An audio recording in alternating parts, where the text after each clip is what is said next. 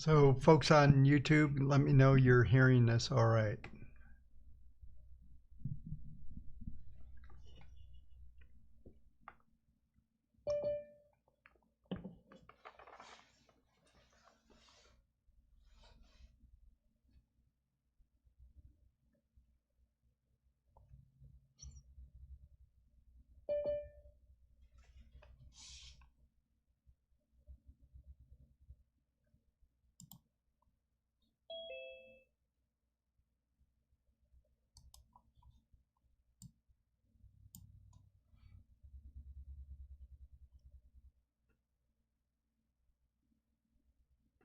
Awesome. Thanks, folks.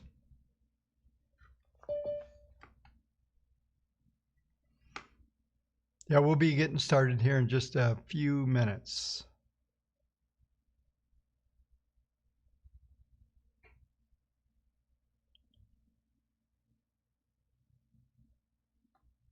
Thanks, Carl. Appreciate it, man.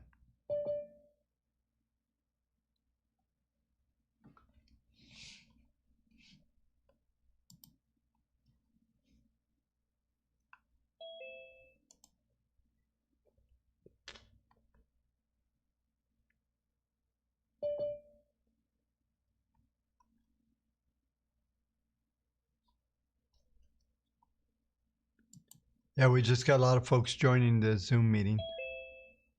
So we'll get them all set up. We'll take about a minute and a half break and we'll kick off the meeting.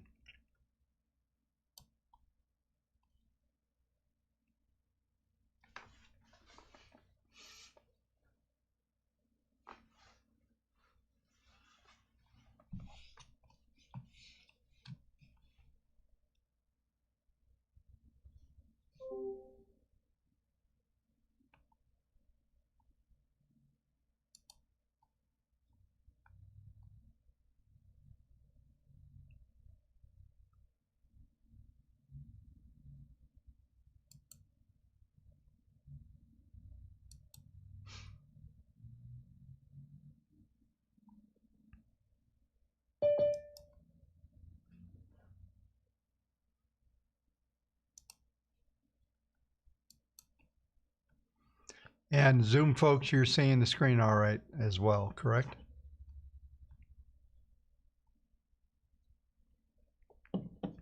Yes. Okay, awesome. Thank you.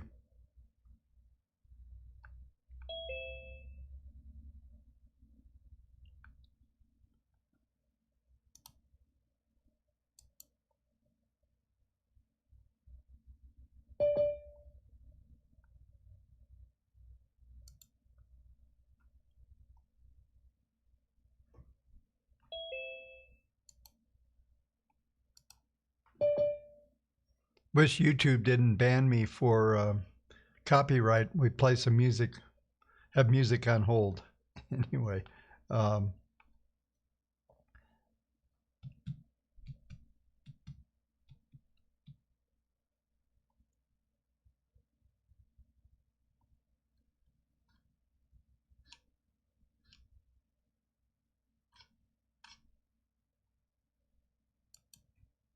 still have folks joining, so hang with me.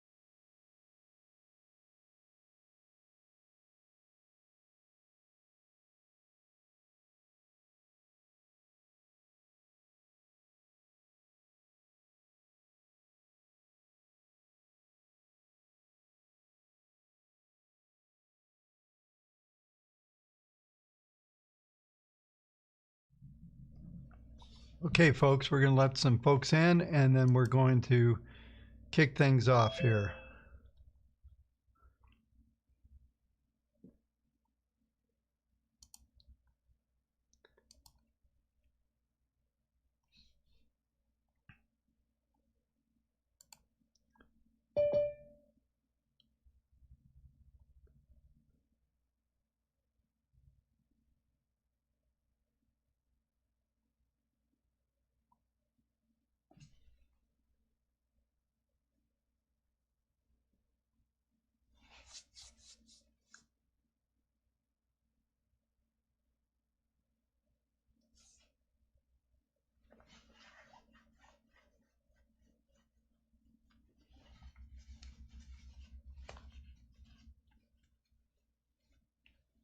Okay, you should be able to hear me now. All right, so we're going to go ahead and kick off the meeting. And one of the things that I am going to be doing today is we're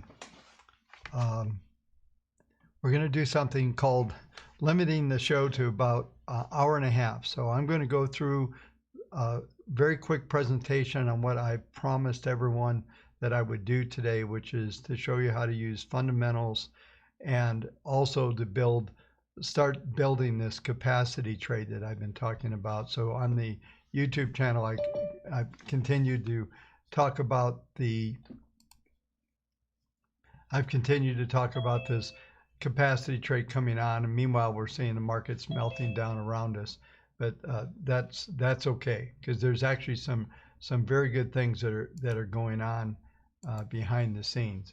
It's not all about the market indexes. I realized that the breadth was pretty negative, so I'm not going to get in talking to markets. But I did say a comment, which is really something that I want to bring out here, is when you're using WaveTech and you're building portfolios, you're really not impacted by a lot of this stuff. Like I said, on all the most of the short-term models move to heavy cash, if not 100% cash, last week when the market started rolling over on Tuesday. And I'll show you a couple portfolios.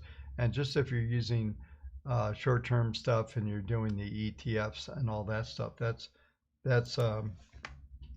really all that you have to use. So the whole goal of this is to take the emotion and the day-to-day movement and all of that stuff away from, I guess, out of the equation. And you know, the goal for my goal for today's meeting is actually to attempt to show a lot of folks that are using the platform on how to make this a lot easier. There's some things I've been exposed to and a number of different users, and making it way too hard. And it doesn't have to be that hard. And there's some really good quality ways to manage money without constant frenzy around everyday activity and markets going on. My goal here with the WaveTech tool, and it has been for over 20 years, this product has been around for a long time, is just to slow things down. So a combination of using some short-term strategies, especially in the environment we're in right now. Eventually, this short-term volatility will start to go back more to an intermediate model basis, and the intermediate models are actually telling us a lot of what's going on the bigger picture. And you know, I've seen this isn't, as I say, this is not my first rodeo. I've been through a lot of these type of gyrations in the markets, and I know people get all you know, emotional, and we've got a lot of emotion around this markets because of what's happened this year. I mean, it's actually almost hard to believe that it's September, right? But so the goal is today is I'm going to bring up some fundamental screens. We're planning on making this service available to you folks out there so that you can utilize these things. Right now, we're going to show it to you. We're still working on a number of issues trying to address this community that we're building, is how to distribute certain types of information, whether it's on a website. You may be aware that recently we set up a Facebook group, so you can go there and join that, and there's going to be dialogue and things that are going to be put in there. And then for the folks that are strictly using the WaveTech software, we're going to start some subgroups, and we're policing these groups very heavily. And we want this, the conversation that's going on, it's not just another place to talk about markets, and that's not what we're looking for here. We actually opened the Facebook up on, I think it was Saturday morning. Mason and I put this together, and I think we already have like 650 members already. So, you know, it's just very quick. But we want this to be about the concepts, the WaveTech theory, the WaveTech software, the offerings. We want this to be a dialogue for those that are really interested in being involved with this process, talking on that channel. So you can go to, I think there's a link on the channel. Maybe I'll just tell, I know Mason's watching, maybe we'll put something in the description on this video today that links that as well. So we'll get that, all that going. So this is all a new environment for us to operate in. I spent 20 years operating behind a firewall with institutional reps and no one really knowing me outside if you didn't have a contact or some way that you got referral to us. Our business was 100% referral. We never advertised in 20 years. And so we just got customers by somebody telling a buddy that told a buddy that told a buddy. And that's how we operated. And we never had to spend a dime on advertising. So, and even with the YouTube channel, you've never seen Bob Kendall on a YouTube video advertisement, because we don't do them. And so we managed to amass almost 22,000 subscribers on a YouTube channel. So we're just trying to build this thing organically right now. We want this to go. So enough of that. But that Facebook is going to be a real useful place for all of us to participate in. So I have up here that this is all about portfolio building 101. And what I really want to show you folks is how I think, and I've said this multiple times, I think this is the 12th to 13th meeting like this that we've done. And like I said, I'm going to be hardcore. We're going to go an hour and a half and we're going to quit. I've got some other obligations, but still tomorrow we'll do full-blown live stream for the markets, and I'll go from 1:30 to the close like we always do. That's not a problem. I have that planned. But I need to start tightening up these meetings so we stay a little more focused. We tend to get too off the beaten track sometimes. But the bottom line is I'm going to stick to this. So it looks like based on the viewers we have on YouTube, these are probably people that are actually interested in what we're talking about. Sometimes I do a live stream and we'll get 500, 600, 700 people on there watching, and they're like, what's this about? So, but I'm going to assume that everybody knows this is a WaveTech training, and we're going to dig into this. And as always, I just want to go, and this is a screen that I'm going to show you here right now, but this is what we're going to start to talk about, is identifying an investable universe. I don't think the best use of this system is trying to look at every trade that comes out of the system and trying to hone it down and like it's a gold mine. I think there's a better way to do it. And this is the way we've done it for 20 years. We've had a lot of success. You know, I got a fair amount of trolls about my Warren Buffett airplane strategy. That thing's up 100%. So to the trolls, laugh at that, right? It's really, it doesn't have to be hard. You can come up with concepts, and there's a couple of things I may bring in my son Jay to talk about some things that we were talking about earlier. We'll just see how this thing goes. But developing an investable universe does two things. It makes you aware of every symbol that goes into your portfolio, before it goes in there. So you should know something about the stocks. You know, fundamentals are important, and you know, I heard it all. The fundamentals don't matter. Yes, they do. There are fundamentals, and they do matter. And especially as we talk today about the whole concept of this trade of coming back on. So we're going to see how this thing goes and build it from there. Just going to look at one more screen. Yeah, we're done here. So what I'm going to bring up, hopefully, is I'm going to introduce this to you, and I'm going to make it big enough so you can see it. A lot of details here. This is we brought this thing back to live in the last week. 8/29 is when this screen was made. And so what we did is we went and we screened for a number of things, and another time we'll talk about what accelerating U.S. growth is. And you'll see on the left-hand side there. Let me see if I can get away with yeah. Okay, let's bring this over just a little bit so you can see this. It's a little bit bigger. This is perfect size. So you can see accelerating U.S. growth, high return, high growth.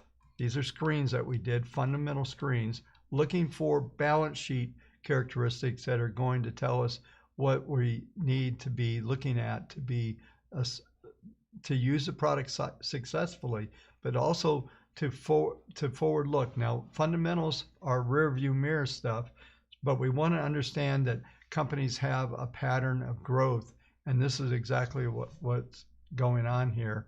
And this is important because we want to know that there's things going on. Now, going through this pandemic and going through everything that we've seen here, there's been a hiccup in a lot of the fundamentals that are up there. And this even though the hiccup in the fundamentals are there, we're really still have to focus on the fundamentals to understand what we're building in our portfolios, because it's way too easy to do a random selection process. And I just listen, you may be comfortable with it. You can do with this product as you want. I'm going to teach you just like we teach investment advisors.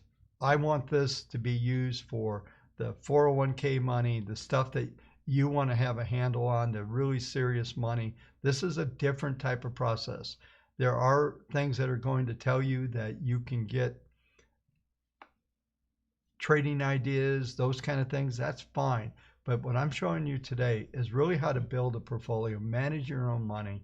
And I want to make you all a money manager. I built this product in 1998, was our first customer, September of 1998. Wow, that's this month, right? That was a lot of years ago, 22 years ago. So what we did at that point in time was we wanted to automate the investment process. The first thing you have to do is select stocks. You have to have a selection that is going to get you to the point where you're comfortable with the type of stocks come on. So I just want to continue. While I'm just looking through these screens, you can see actually there's a couple of things that are really popping off the screen for me, and I'll talk about it in a minute. But what you want to do is you want to have some knowledge of the type of symbols that are from a fundamental standpoint, because here's two things that are going to happen. Is this software is going to tell you to buy or sell something. Let's just go on the buy side right now. And the buy side is going to tell you when you get to buy, you need to understand enough about this stock that you don't question everything that's going to go on.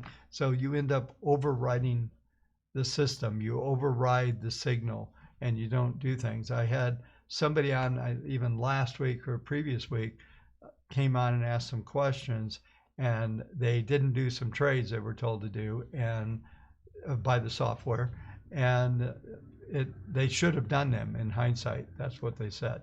And that's typically the case, but it's more important to have a methodology wraps around all of the ideas that you want to do. So I've worked with people, and I look at it just like with you folks, is that what we're doing is actually helping to manage other people's money. In fact, in Asia, I know we have some folks from Asia on the line. I know some of the folks on the timeline on YouTube, and over there, they don't call in the United States. If you talk to an investment manager, they talk about assets under management. If you go to Asia, they talk about OPM, not OPM, but OPM, other people's money. How much money do you manage of other people's money? I love that analogy much better than what we see here in the States in assets under management, like the investment advisors, it's their money. Well, it's not, and it is other people's money. And I've always looked at it that way. And so when I built this process, I wanted to build it so that it worked for other people's money. I didn't build it, while I built it to distribute with the advisory community, I really knew the real customers are the people that, many of you that are on the line right now are individuals. You guys have always been the real customers of this software that we do, because you are the ones that are being, I guess, subjected to the rule base and the buy sells and the whole management process. But as we look at this screen here, there's a number of screens, and US Garp is growth at a reasonable price. I want you to notice there's only like less than 10 stocks that meet that criteria. Look at US mid-cap growth. There are 3 stocks on this screen, 3. So that tells you right there, there's not a lot of growth stocks in the small caps. It kind of equates over to what we see in the real world and what we've seen from the leading, lagging, and by asset classes. So bear with me, I've just got a few people I'm letting in here. So the plan with all of this is money, all money serious, whether you're speculating or not, but this is a way to slow this thing down and start to look at this. I want you to look at low beta, high return. There is a ton of stocks, and Jay and I were looking at this earlier, and here's high return US dividend payers. There's not a lot of them, and like I said, we're going to put this sheet out. I haven't figured out exactly how we're going to distribute it. 2 weeks ago, I thought I was going to have this ready. It's ready for you folks to see today. And this is like really serious stuff. And one of the things that we have, this is super interesting to me. What I'm going to show you here is that we have common sense value. So, but we have this thing that, and I will go through the metrics, and we're going to put what I decided. We're going to put together a little description of what each one of these do. And I think I do have one on our old website that I'm going to see if I can just pull that content out of the old website and put it on Portfolio Expert, and it'll be on the front end. It won't even be behind a firewall. At least what these screens are. That's fine. I don't care if anyone has that. But this content that we have here is for people that are paying for software. And as you see, and you're a software user with us, you're going to continue to get more and more things added in and value as we figure out how to do this. Now, this is month number 3 that we've had the software out on the street to individuals. So we're just figuring things out. Like I said, we dealt with that. Now we've got the Facebook going. We are going to be releasing Portfolio Expert, so I'm not going to go off on that, but that is coming out as the next level. It does some other things, but this magic value has got a ton of stocks in here. I mean, a lot. And so one of the things you can do with the spreadsheet, you'll see, I mean, there are hundreds of stocks here, and then there's old school value. And my bet is if we reran that screen today after this market decline, this is even going to be better, because some of the metrics in this sheet, I'll show you that in a second, because I want you to understand this sheet.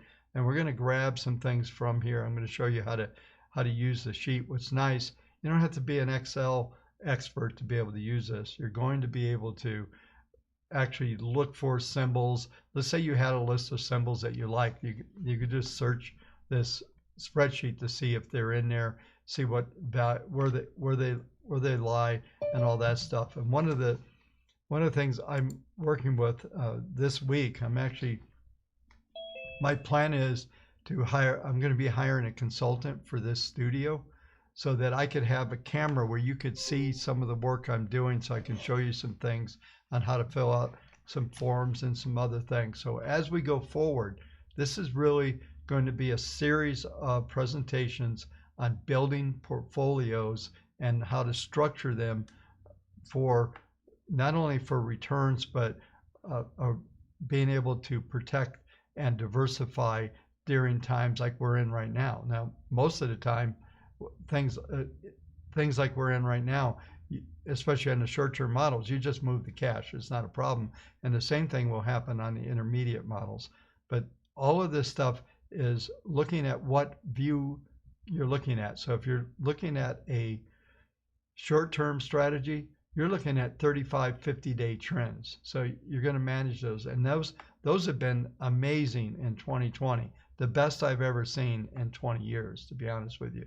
There was some good times, like after all the declines after 2003, there was the short term did well. Same thing in 08, 09, when we saw the turnaround in 09. Those are all work good, but nothing like this year. And whether it's the SoftBank or whatever you want to call it, that's been bidding these NASDAQ stocks up, or just, it's not about Robinhood, guys. Listen, they don't have that much money in there. This is a big market. This is a multi-trillion-dollar market, and Robinhood's not going to move the markets that much. It's just, you have to understand, if you write a newspaper or you're CNBC, you got to come up with a story, right? There's got to be something there. Now, SoftBank's a little different story. They've got a little money. But there's a number of things here.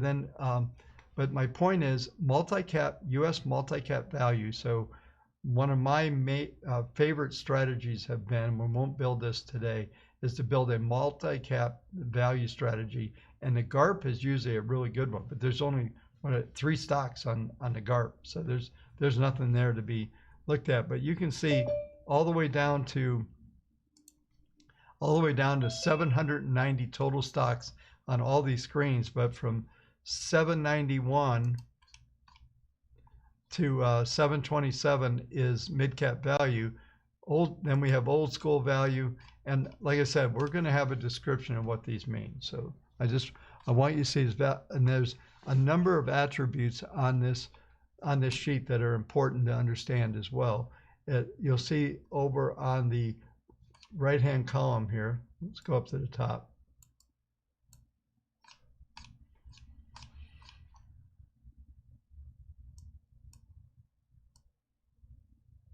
If you go up to the top, over here, on these columns is average gain, and then we have current duration. And I've talked on several meetings. There's a lot of content here, and we've been also working on grabbing and trying to get little snippets when I go on some of these roles where we can crop out like an element that we know you need to know about. So I've developed, I've created a lot of content on how to use this product. We just need to get it better focused, and we're working on little 12, 14, whatever, 6-minute little videos that we can crop out, and we'll probably put them in a section on the Kendall report. I'm not sure where they're going to go. Like I said, we're still figuring out how to organize and how to distribute information just for the software folks, and there may be just a whole nother channel.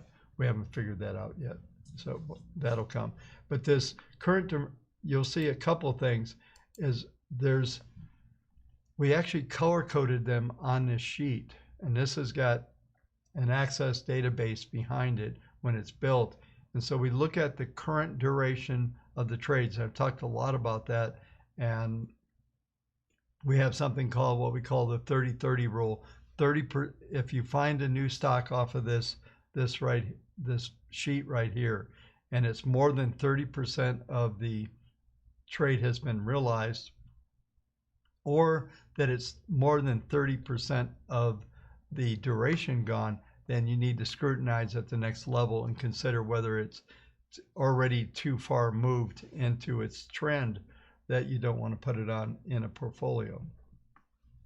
So if it's in dark green, that means it's getting pretty long in the tooth out there. So it's like this particular stock that, like right here, let's see if I can, CoreLogic here, see if I can get this whole line to light up right there. That actually, that stock's up 173%. So we just brought it on the screen. WaveTech already owns it.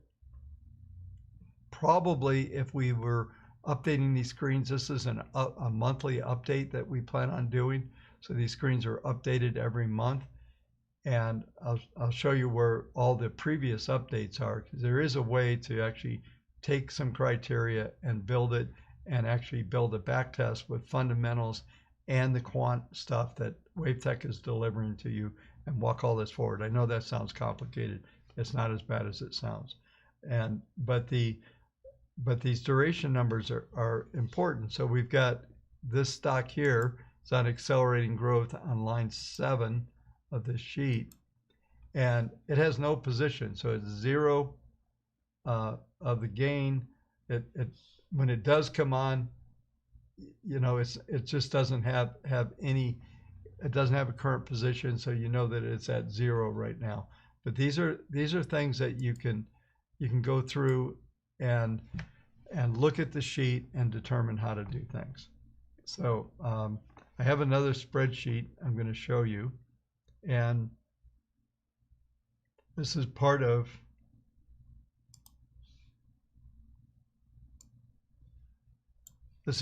what we want to show you, and this has to do with this capacity trade that I'm talking about. And so as we look at these, we're trying to figure out what's going to come online. And I'm going to do two things. We're just going to gloss through these stocks, and I'm going to bring up WaveTech, and we're going to start building a portfolio off some of these stocks. And there's a number of things we can do, and probably Jay has become very proficient at doing this. And these are a lot of stocks off of some of his symbols, some of his. Wow, I forget that bell. It's an hour late, by the way. Anyway, I got to fix that. Every time it goes off, I remember to fix that. But all of this stuff that we're looking at, these are a set of stocks, and these are, Las Vegas Sands. We've got, some different folks, Carnival, and we got all the stuff that people have to, if the economy comes out of hibernation and goes to the next level, Norwegian Cruise Line Holdings, all those kind of folks, right? These are all the stocks that are out of play. And so if you recall, and I'll show you that, then we'll build this here in a second. But if you recall, I put out the video back, I guess it was May, I'm trying to remember when it was now, on how to take advantage of Warren Buffett's mistake when he sold the airlines. And all you had to do is follow the signals that came out of this trade. So let's do this. I'm going to show you this. This is the airline Warren Buffett. This portfolio is up, actually right now, year to date, up 98.245%. And this is a strategy I showed you, how to take a list of stocks that you like, and you can control when the models are actually buying and selling them. But what I did was I put out the trade back in May, and this is where I turn the stocks on. If you can see my mouse hand right there, that is where I turned the stocks on to trade. And at bottom end, it had a little downside risk, and then it shot up, and then the recommendation was off the channel was if we got, there was, I forget when it was right at the beginning of June. It was right before, it was timely. It was right before the June 9th high. Let's just take profits. So we zeroed out and we said, sell all these stocks. And then back in August, I think it was August 22nd, we can look at these numbers. And August 22nd, I said, hey, let's get back into airlines. I think there's airlines trade 2.0. And I mentioned in last night's video is that a couple of friends were on airplanes, said they were full and the airports were pretty busy relative to nobody in them like there was 4 months ago, right? So this is an interesting trade, but this is also part of the capacity trade. And I just want, what I want to do today is I want to start bringing in concepts of building strategies around multiple type strategies from the standpoint of looking at fundamentals, and then ultimately putting those in, looking at the duration and all of the different elements that I've talked about in previous sessions on when you're building a portfolio and how to manage these. Because this stuff, by doing this the right way, this is what I started off in the conversation, is you're going to slow down the process. Like really, it's like super slow-mo. You want the equity, you want the money to continue.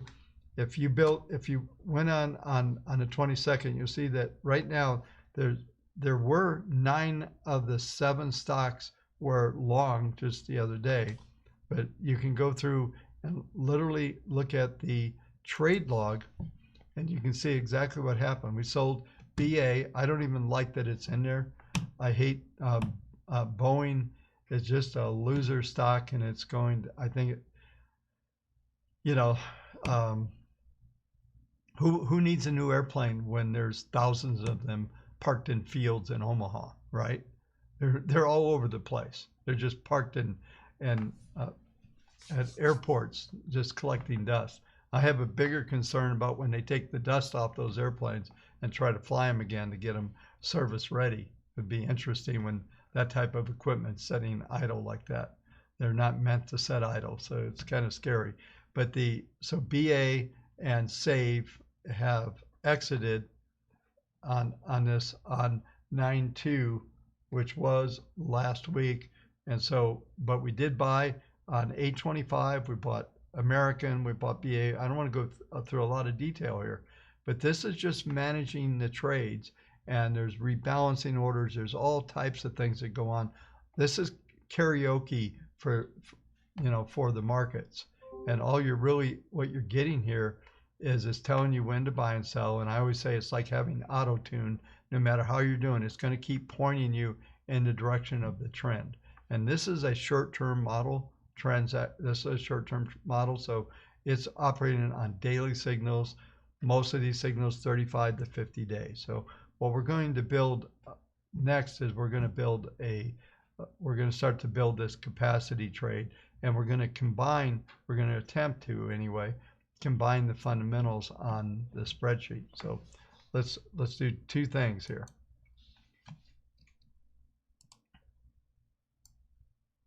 I said, I'm going to go, I've got a lot of the background in these things done now.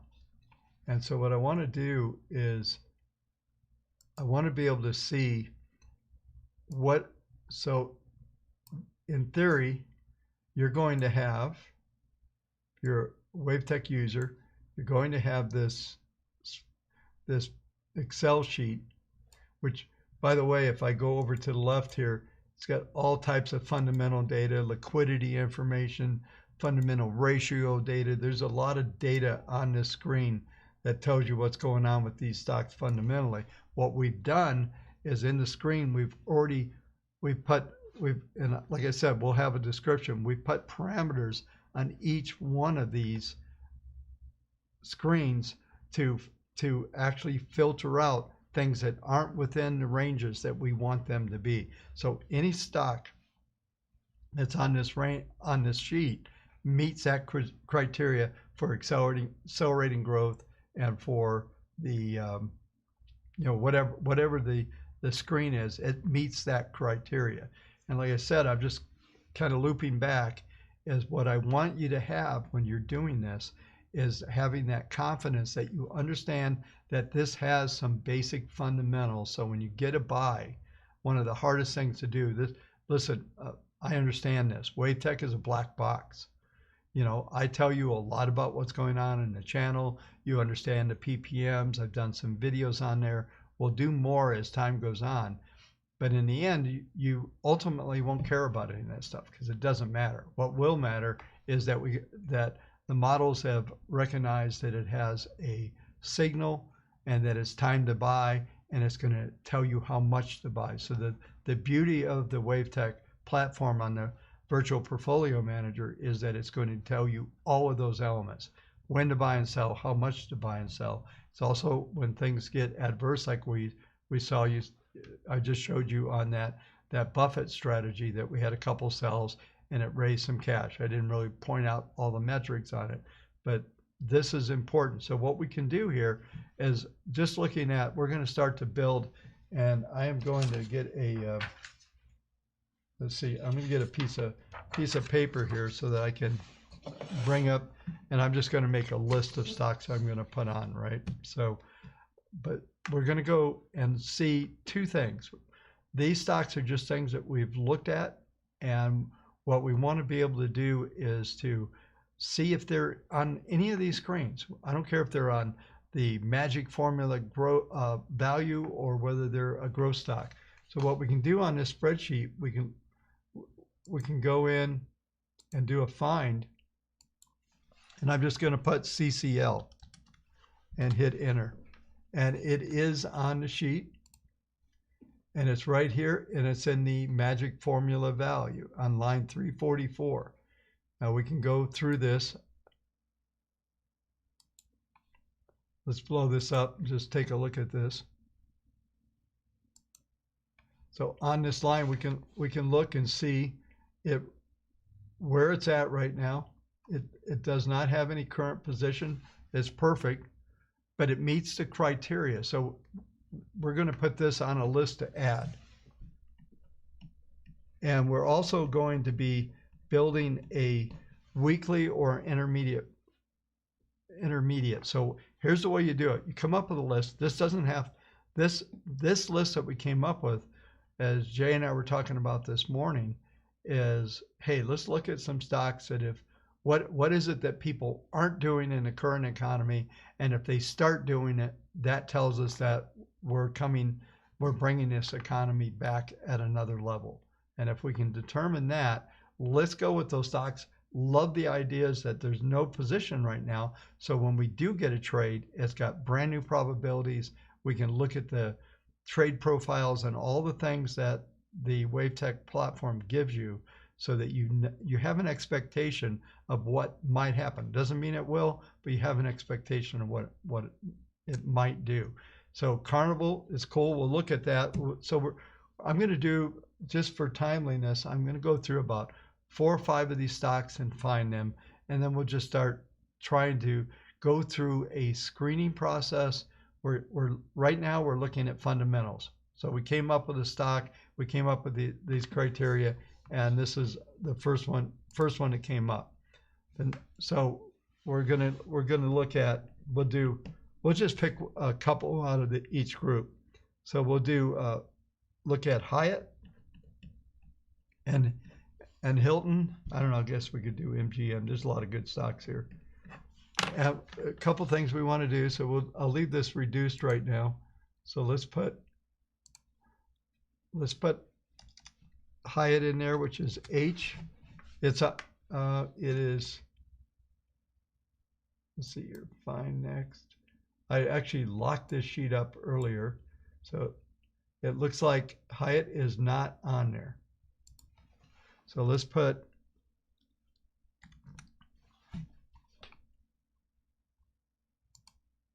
just got to close this. I had a really funny thing happen. Okay. So Hilton's not on there. Let's do MGM. Not on there. So those are good signs. So let's do another one. Let's go down below. Let's put in Bud. Not on there. So what we're looking at is a couple things. We have a list of ideas. We have a list of symbols that we like for one reason or another. We just want to see if it shows up on any of the current screens that we have. And there's another way to go about this, but this was just what I want to show you. If we had a list, you know, what's out there and what's likely to be out there. Let's put Denny's. Not on there. So let's go for SKY, which is Cisco, not the software company, but the food company. Not on there. So a lot of these stocks aren't on this thing. So, but what you want to do, we could go through this also and look at the symbols that are on here. We pick these randomly. And if we go through here, we could look at, you know, maybe FedEx could be a good one, or one of these other symbols. You can go through and just look at all of these. Now here's a good one for that, EAT, which is Banker, right? So the steps would be, and this is the tedious part. If you choose symbols that are just on this list, it makes it a lot easier. We're taking a random list and trying to match it with the fundamental screen. So the easier way to be is to go through here. When we're looking at airlines, you can see, look at this. Here's Delta Airlines. We've got DAL. We'll just pick that. And so all of these can come in, and you can look at the sheet. Here's actually another good one, Expedia. However, when I open this sheet up all the way, yeah, so nice try. FedEx I picked, right? FedEx is up 237%. Missed it. So it doesn't, that doesn't map out well. Let's look at BNK. Let's see if we can.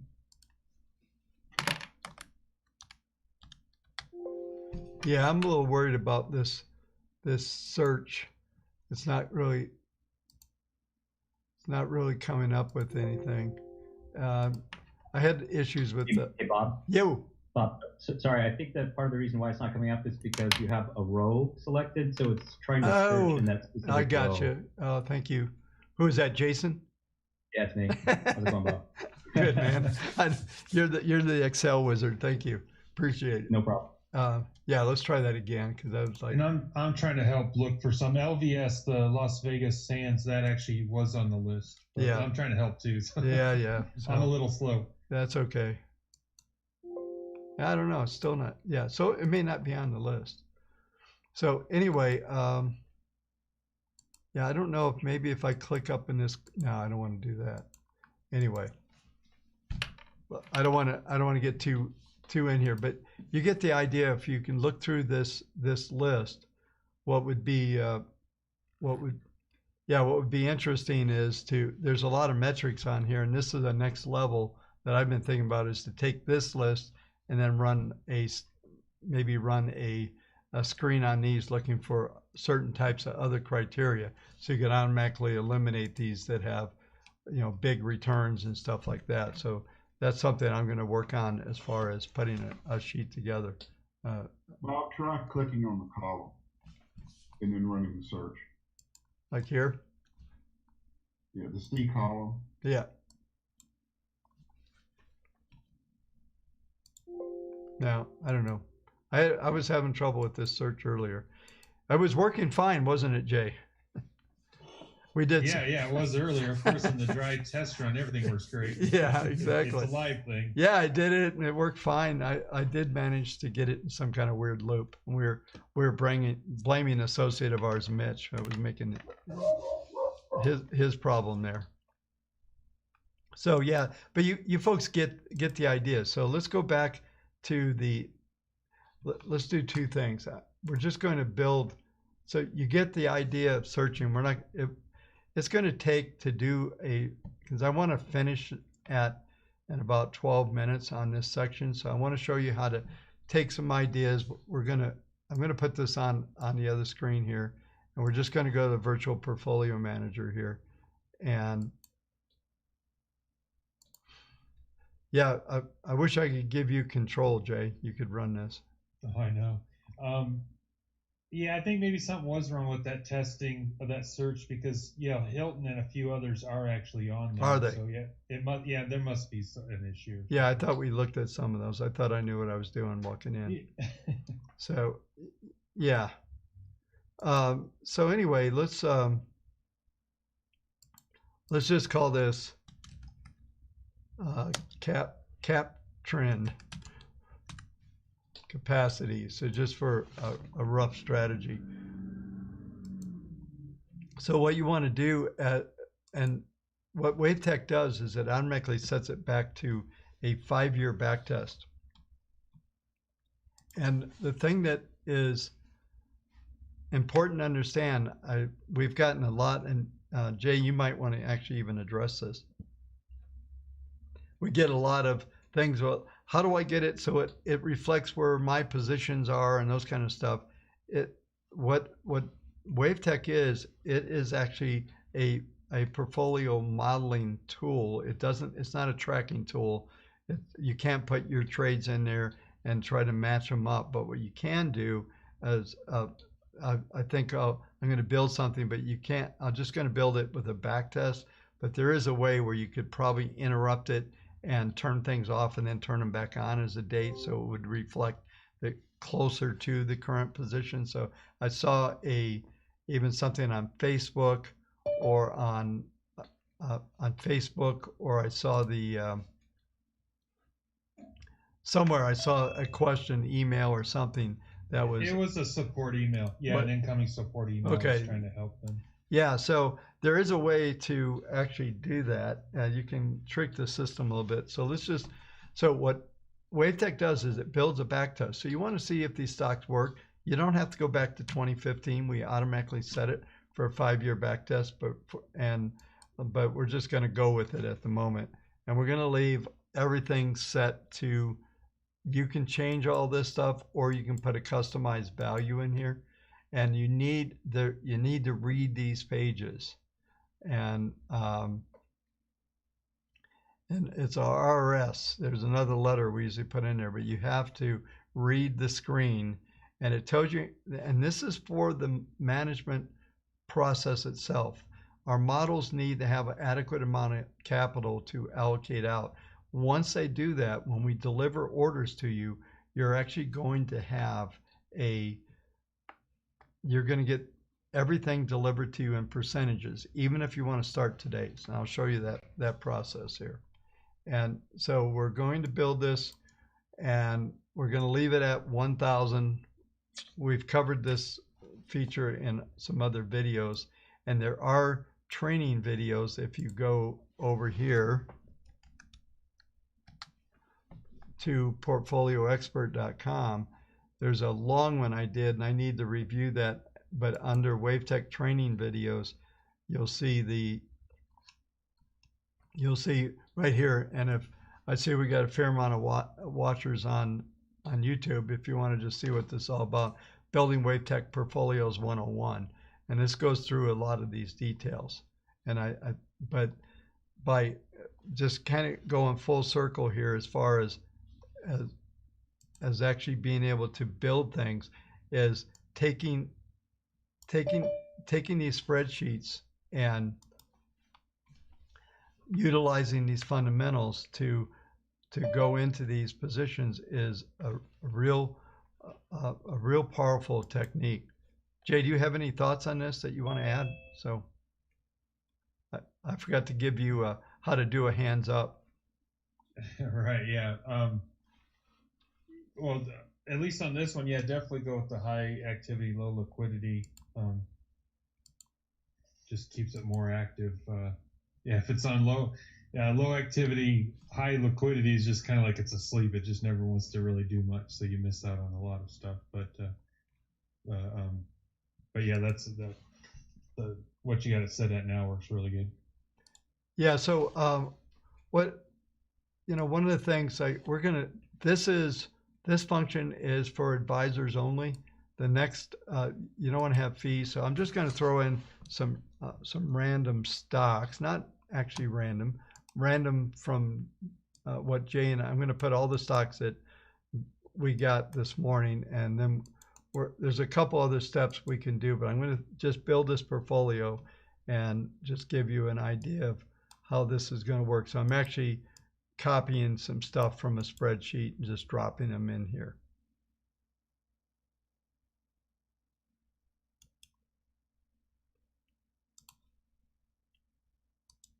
And we've got a little bit of everything that we were able to come up with today from the standpoint of, yeah, we'll put up. So if you do the search right, I guess you will get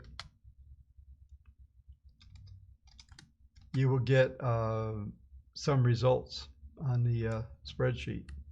Like I said, it worked perfect when Jay and I were testing through this stuff. Yeah, I'm gonna try to answer some of the questions. I'm trying to type and it's not working. Trying to answer. Yeah, well, just go ahead. Go ahead. So some of the questions are, why are we choosing weekly versus daily?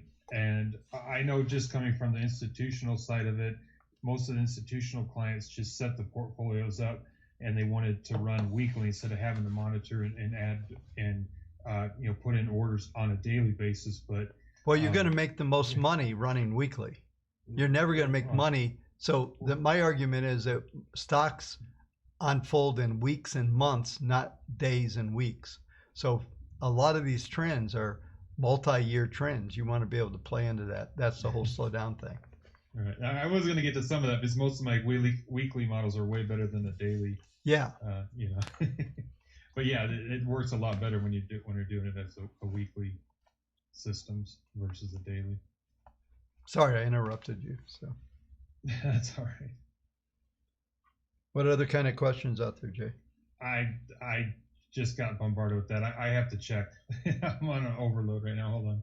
No problem. Well, anyway, just to kind of keep things going, but yeah, the weekly is a couple things.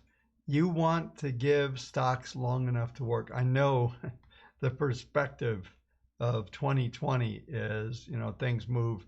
Especially sitting where we are right now after 4-day decline, and we're seeing 10% declines and things like that. Well, it's interesting because I just showed you the Buffett strategy. It doesn't seem to care. And we'll show you, there's going to be a few percent downtick when you start to get outside of the only stock you own is Tesla. And when it drops 20%, your portfolio goes down whatever amount, and you start to get multiple trades on like this. So let's, with this, I'm just going to go next, and what this thing does, and there's other videos out there. We went through that. I know we've got a fair amount of folks that are new as well, but those, if you watch that series of videos that I was just showing you on this screen right here, if you go through just these basic videos, that will help a lot when you're looking at how to handle this stuff from, how to understand at least the basics of what's going on. And so we've got here what we end up with 17 symbols, and depending on the amount of cash you have and depending on the custodian or the broker that you use, some of them have fractional shares. If they have fractional shares, then that's really good, but it's a little somewhat tedious to put these trades in. But we're going to show you something here next. I'm just going to keep going through this wizard. And Jay, if you have something, as soon as I finish this, if you want to address some of those questions, go ahead. So management fees, these are all advisor things. You don't want to charge yourself a management fee. So what it figured out just now, matter of fact, I'm going to go back a step. What it figured out, when we go to the next step is initial allocation factor. So we have 17 symbols, and we based this on a what we call a high activity, low liquidity. Otherwise, we're targeting the use of 100% of the cash as often as we can based on those 17 symbols. And what it said is we need to make 10, basically almost 11% bet. We need to make a 10.74% bets when we buy a stock. And you'll see all this happen here in a minute. So we'll go to next step here, allocate, finish. This is the final step. You're finished. You just click it here. There's a little box that pops up. It'll never refresh. So you have to click on this thing here, and it will bring that up. You see here's my cap trend. It's an allocation queue. There's two things you can do. You can click on the virtual portfolio manager, and this takes about a minute from the time you click it. That should be the longest you're gonna have to wait, maybe a minute and change, depending on when we clicked it. So every minute our servers go out and say, hey, did anyone build a portfolio? Do we need to run anything? And there are literally tens of thousands of portfolios running in this system. These are just things from one of my accounts that I've used for this show. And so if I refresh, it's probably run now. So I can click on portfolio manager. Yeah, it's run through, down 24%. Nice portfolio. Good picks. Yeah, good. That's like the worst one I've ever done. Yeah. So, but it was up. It just collapsed as probably most of this stuff happened. So that's fun. I'm questioning this, but let's see what the open positions are doing. Yeah, there's only 2 positions open, so that's kind of weird. Let's look at You're not drinking enough. Hit the bars, come on, guys. Yeah, so we sold out of this. I guess, yeah, this was stuff. This stuff was on in the crisis, and it's never come back on. So that's good though. Let's talk about this. So this is the capacity trade. Okay. So here's what we can do. This is actually awesome, because these aren't symbols that we would have been interested in buying when they were shutting down the country. Correct? So so if you think about it, these symbols that we came up with are hospitality, restaurants, all kinds of crud that have absolutely got crushed. So that makes sense that this was down, and a lot of these symbols were sold back on 3/16 of this year. So let's talk about, this is how, there's only 2 that are long right now. So something we can do here, and this is important to understand, is we can go in here and grab, where's my cap trend, and what we want to do here is we want to jump right to the portfolio snapshot. And so we did the back test. All that happened in the beginning of the year. But what we can do here on the start stops, you see it's on, let me open this up just so you can see that a little better. We've got it started on 2015. So what we're going to do is we're actually going to stop trading all these, and then we're going to put a new entry. I'll explain what I did here in a minute. So I've been talking about this for a couple of weeks. So let's just go with September 2nd. That was when I started talking about this. So what we're going to do is, rather than what we probably should have done, actually there's an easier way to do this. I'm going to cancel this. We're going to change the inception date to September. That's when we wanted to start this thing anyway. So we're going to go 2020.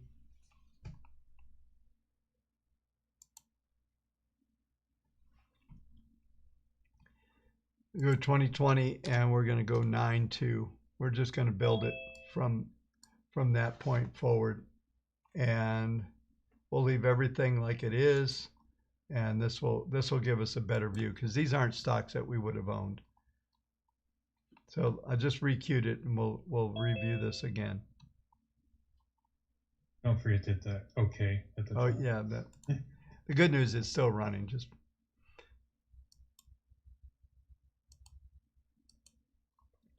All right, so it's still in the queue. So what we did, we put the stocks in there. We probably just set it back to. Now, if we'd have put that on a short-term model, they would have done really well. So someone asked why not the short-term. What we want to do is talk about going forward on the capacity trade, right? So let's just do this again. There we go. So now we have all we have, right? Look at that. That's interesting. Equity curve. You got a pyramid there. Yeah.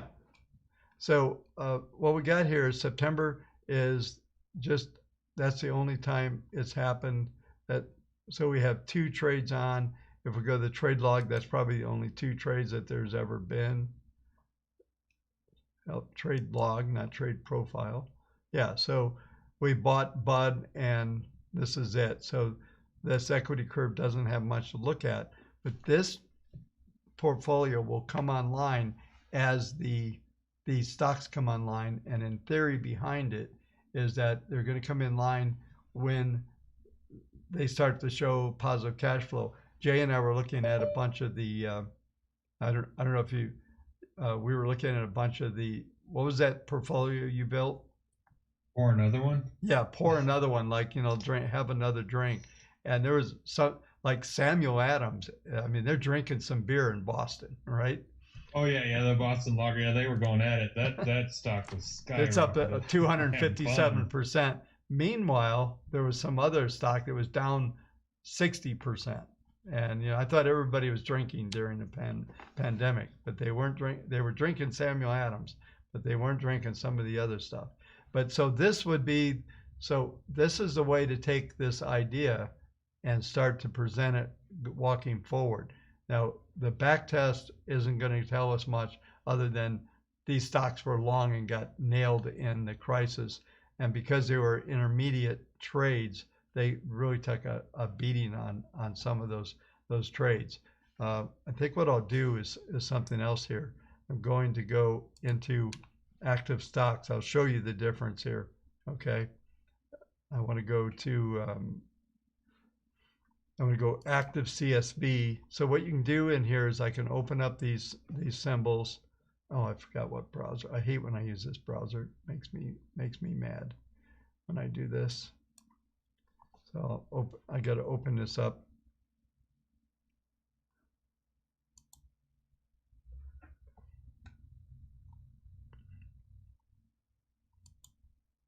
All right. So I've got those symbols. Let me just show you so you know I'm not cheating. I've got these symbols. This is all the symbols that were in that portfolio. This browser has a blocker on it. It doesn't like me to do what I did. So I can just go in here and do something really quick. And let's say we wanted, somebody asked why not use the daily. Dailies will probably look pretty decent on this. And definitely be some different volatility from that standpoint.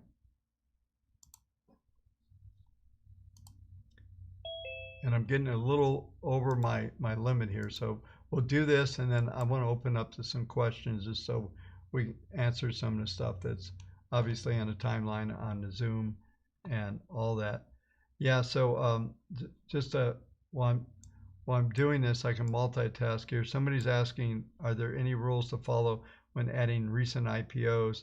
How does the system handle short or no backtest? Yeah, very interesting question. I will, we built something, anyway, we can trade a symbol one day after an IPO.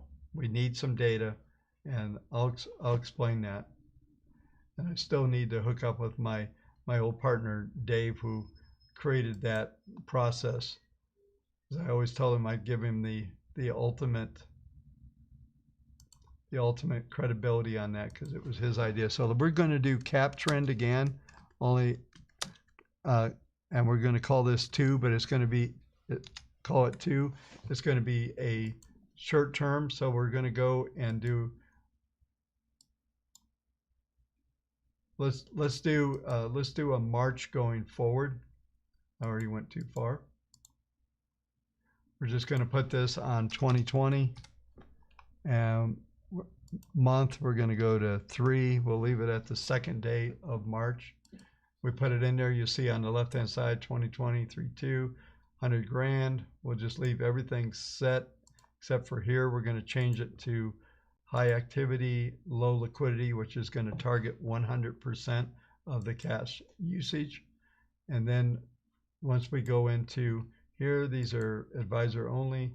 Now we're going to dump this into optimize daily. There's a box, daily modeling, you'll see. So this is the short-term modeling.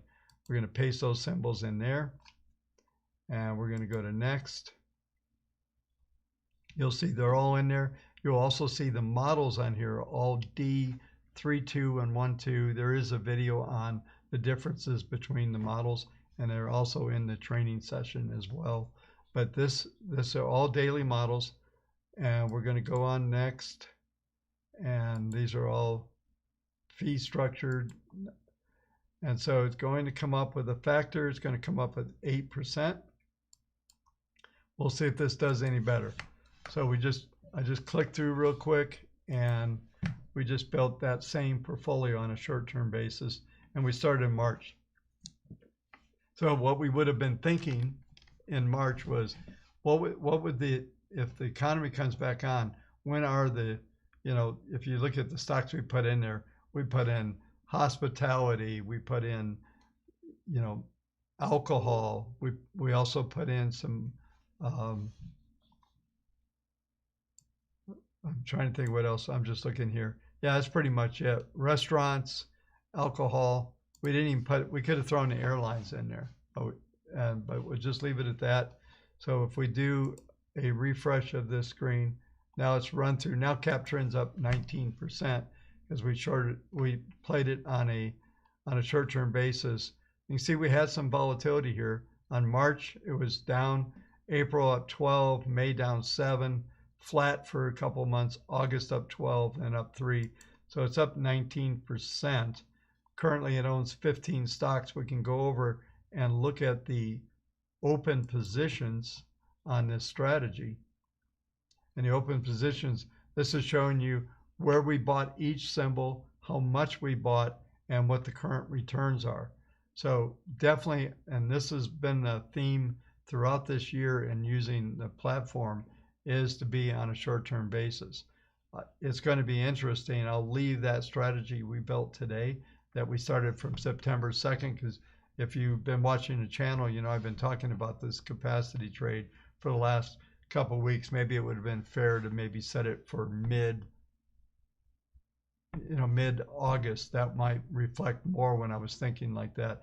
And I'm going to refine that strategy a little bit, because there are some elements. What we really want to have in this capacity trade portfolio.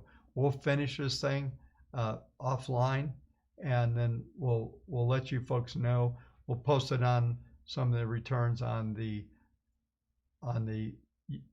Facebook group, so you can see it there and those type of things. So I went way over my time, but you can see the difference on how to do it. And what the goals are here is, when you have an idea in the markets and how to authenticate them, how to let the manager just tell you what to do. So going to the previous strategy we're looking at, going at the cap trends, just no number on it.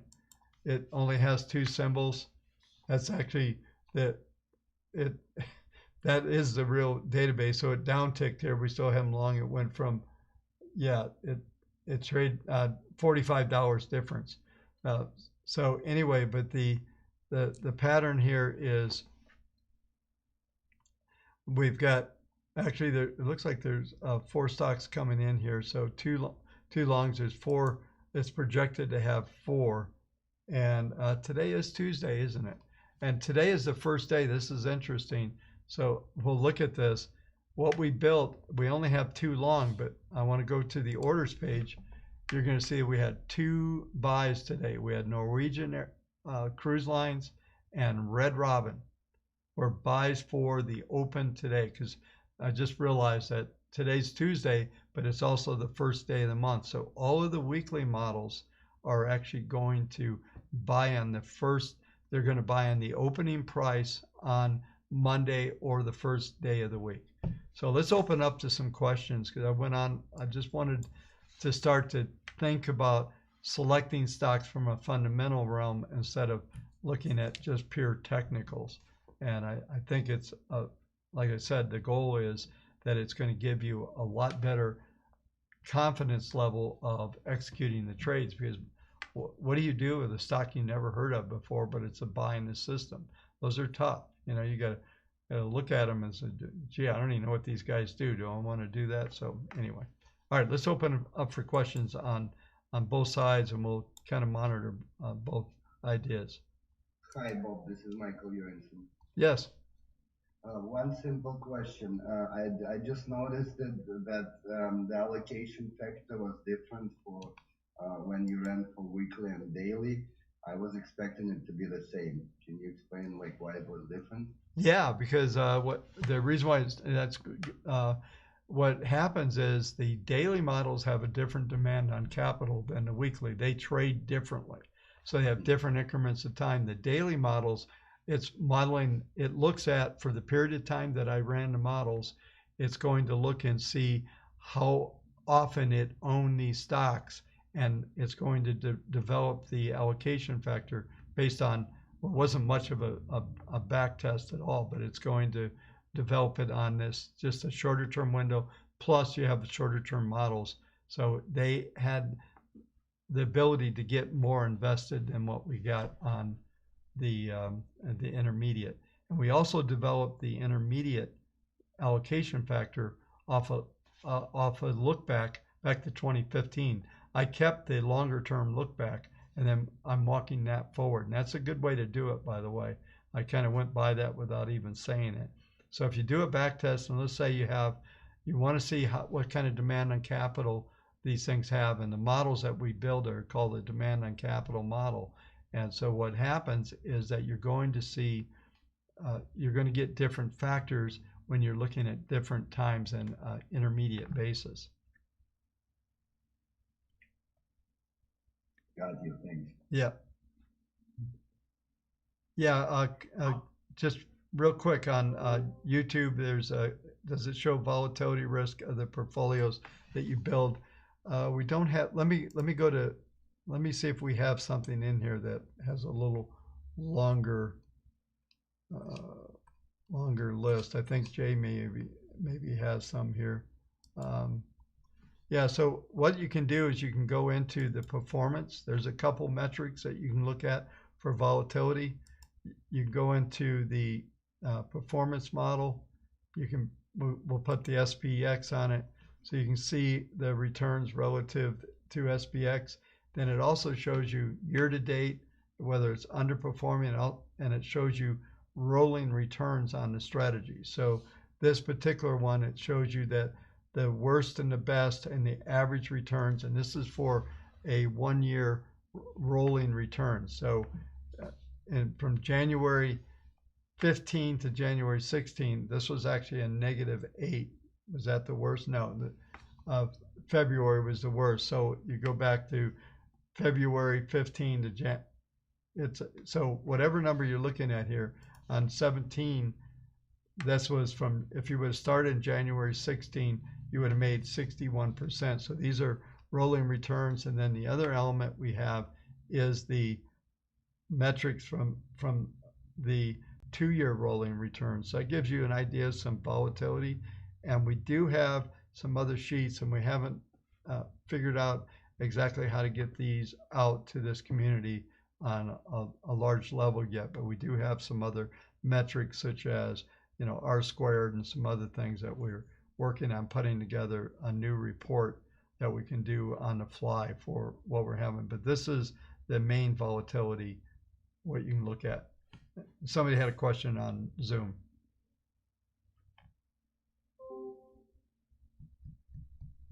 Hi, Bob, it's Wayne.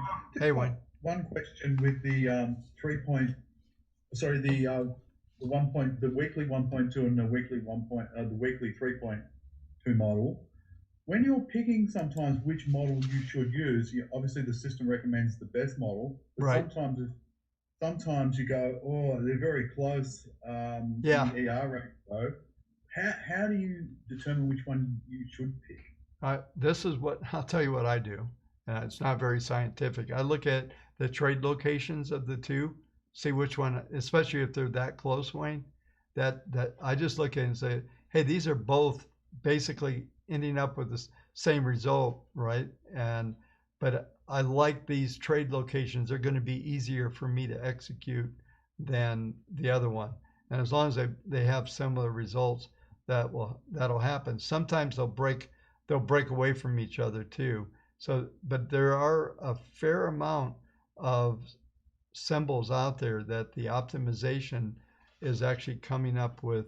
It's a close call, right? And 1.2 typically is going to have about 30% more trade, so you'll have a little more trade activity. And on the 3.2, you'll have less, and your trades will be held longer. So those are pretty much the considerations. And when they're that close, I've seen a lot of them that come in. It's neck and neck. Maybe one's got 122% return, and the other one's got a 119, right? And the ERs are very close to being the same too. And what the optimization table does is when it does it twice a year at the end of June and at the end of December, it just says, hey, what's made the most money? And sometimes you might have a better ER that maybe 3.2 has a trade that hasn't exited yet. And when you get that exit, then maybe 3.2 will flop, but it won't flop until you get the next optimization, which is those 2 points in time. Okay, so I guess if you selected a 1.2 and it's going good, you can always go back and change it to a 3.2. Yeah, and that actually that's something that that's the one thing that the portfolio expert has the ability where you could actually split the trade between 1.2 and 3.2. You can let them both run. And we can't do it in WaveTech, but that's one of the things that you can do. You can put the same symbol in multiple times, and what that actually ends up doing is giving you the ability to trade the symbol in 1.2, 3.2. 1.2 might sell, but you still have basically half of the position on 3.2, and there's a lot of other controls. So we can't do that on WaveTech, but that is a possibility on the on Portfolio Expert to do that, which really ends up, what we do rather than that is we might put, like we can't do it here, we could put the same symbol in Portfolio Expert. We could put one on daily, one on weekly, right? And that brings in a whole nother dynamic. Or we could do a weekly and a monthly, and we can start to change the models and how they effectively handle different windows of time. And that's really, when you're looking at the models, they're windows of rolling windows. That's why we did these rolling returns, is that's basically what you're looking at. You're trying to see, what if I held this, what if I did everything, but this page I have here is telling us, what if I did every instruction it told me to do, when to buy and sell, how much, I matched everything. This is what your rolling returns are like. And so there's only, out of all this, out of the entire grid that's up here, in 4 years, there's only 2 years that were off years. Everything else you can see average is 21%. So that's one of the things when you're looking at the individual models, but going to the actual strategy, this is where you're going to get a feel. And this is why we're always pushing, just do all the trades. Don't get cute. Don't try to take them in and out and try to micromanage it, because I talked, I think, last week or the week before last about the importance of the allocation model, and that's, you let that model handle some of these weird movements within the symbols. But hey, Bob, the allocation is an issue that I don't understand. What is the allocation? What is it affecting, and when should I not change it, and when do I change it, or do I have to rerun the model completely? yeah, that's good question, man, because that's where a lot of mistakes are made. Once you set up a model, you don't want to, you want to stick. Okay, let me rewind here. So let's just take let's take this cap trend 2, okay? Once we build this, let me go to the settings. Once we build this thing and we get these settings here, this factor here, this allocation factor, you never really want to rerun it. If you rerun it, it changes. The goal is to get it set up, and then something I didn't talk about, I'll try to tie this all together as quick as I can.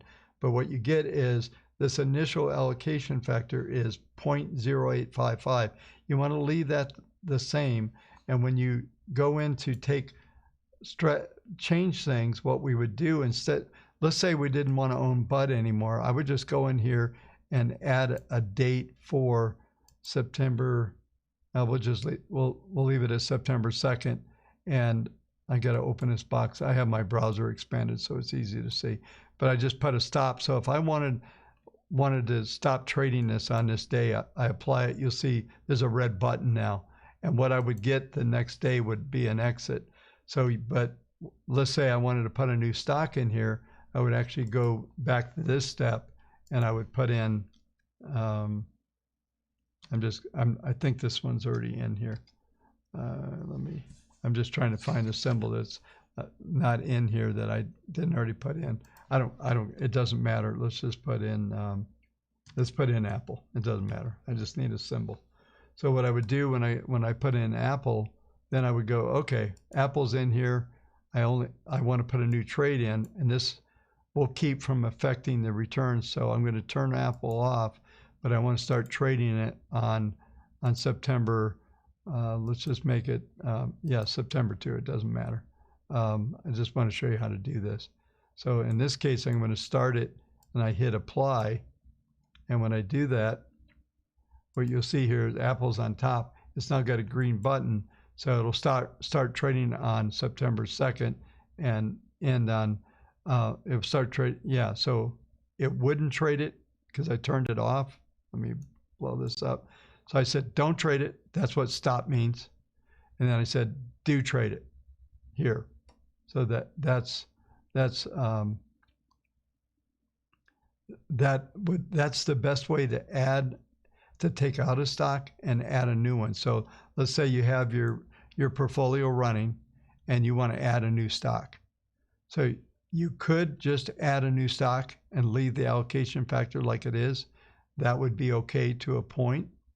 But we typically suggest that you usually once you get a set, we'd like to see you keep a constant, let's say you have 15 symbols in there. You want to keep a list of 15 symbols.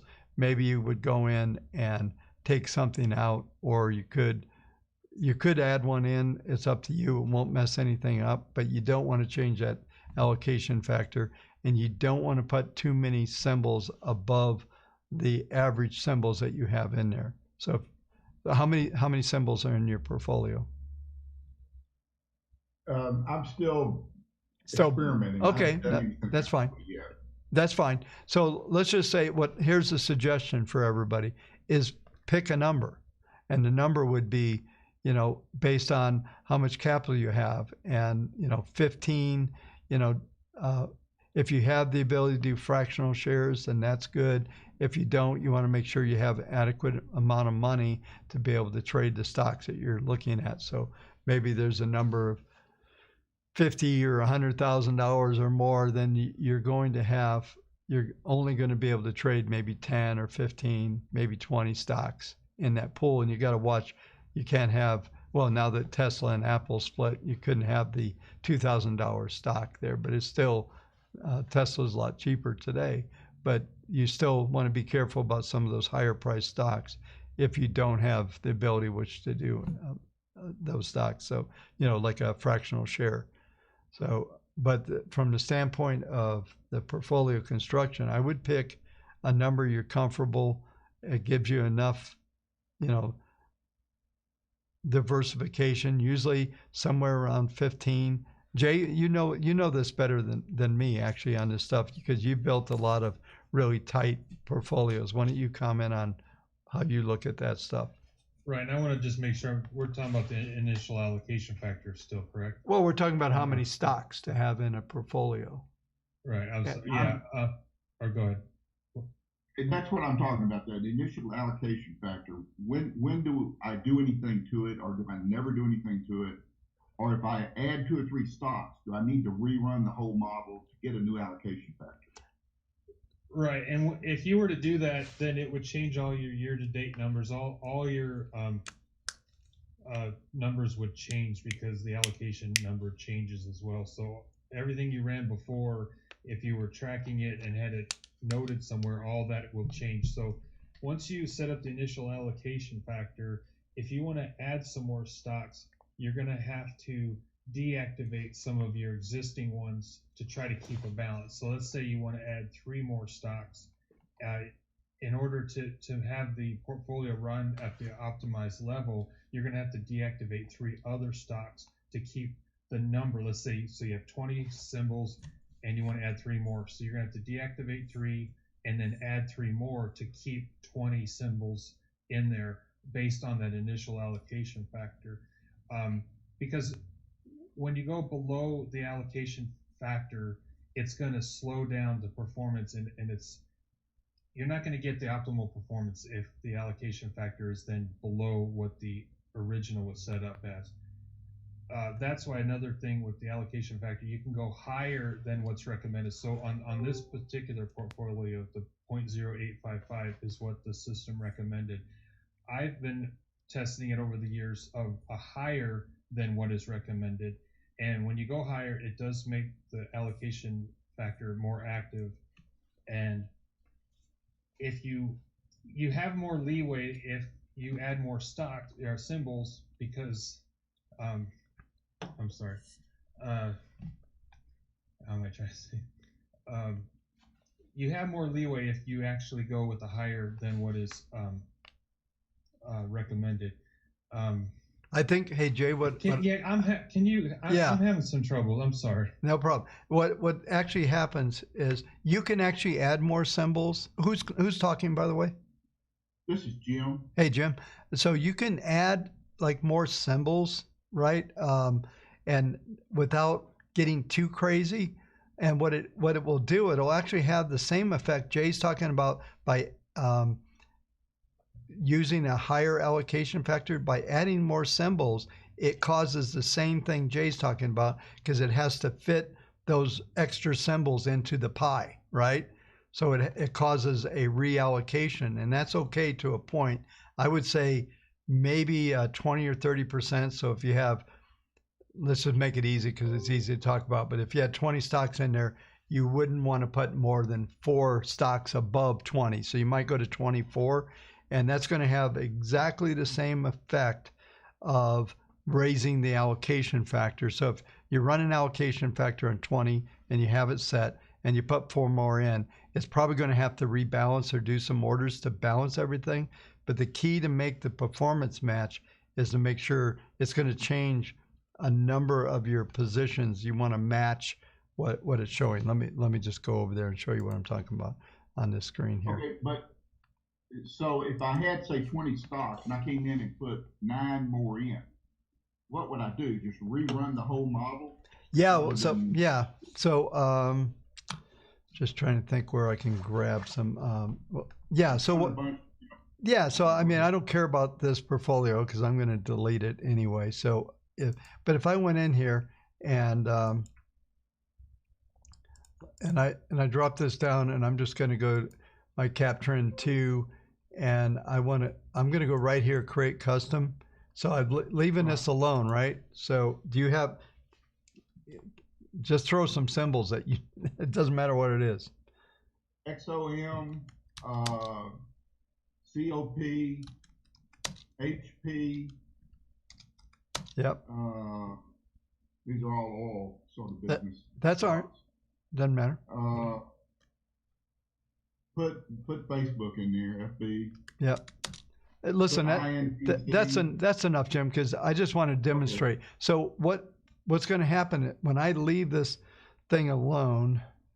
What's going to happen is it's going to go through, and what I want to do is see this here. If I click, let me show you what it's going to do. If I click through this thing, let me back up. you'll see that we added those symbols now. Here's COP and exoms, all that in there, right? So what I want to make sure to keep that factor, if you just click through, when I click this, look what happens. It's going to say it came up with a new factor. It was 0.55. This is what Jay was talking about, and this will screw up my entire back test. If I match my trades, it's going to screw that up too. But what's going to happen is you're going to get a new factor. So what we can do is say, if I don't click on that, if I click down on the next step, I skip it, and I click here, it's just good. See, it's got 855. You see that? Right. Okay. And I just reallocate with the new trades. And the only thing that's going to happen then is it's going to give me, it's going to have to, if I had 100% of my money working, it's going to have to rebalance, and it's going to do some orders on as far as that goes. And I have no idea what we're going to get here. But yeah, so you can do that by but I would limit, go back to what Jay was telling you, is I would look at the potential of taking a few things out. Sometimes, it's okay to, like, let's say you had a stock that had done really well and you're like, hell, man, I don't know if it's going higher or not, don't care. I'm just going to sell it. So you would do it the way I showed you. You would turn the stock off. Okay. And it would automatically issue a sell signal so you would turn the stock off as of today. And then tomorrow when you come in, it's going to tell you to sell it, and you just sell it. You could go ahead and sell it if you want. Let's say you went ahead and sold the stock, then I would put so if this is Tuesday, but it was a normal week, right? If I was putting that in, I just put it in to sell on Monday. I just sell it on Tuesday. It would have issued an order for Tuesday to sell, right?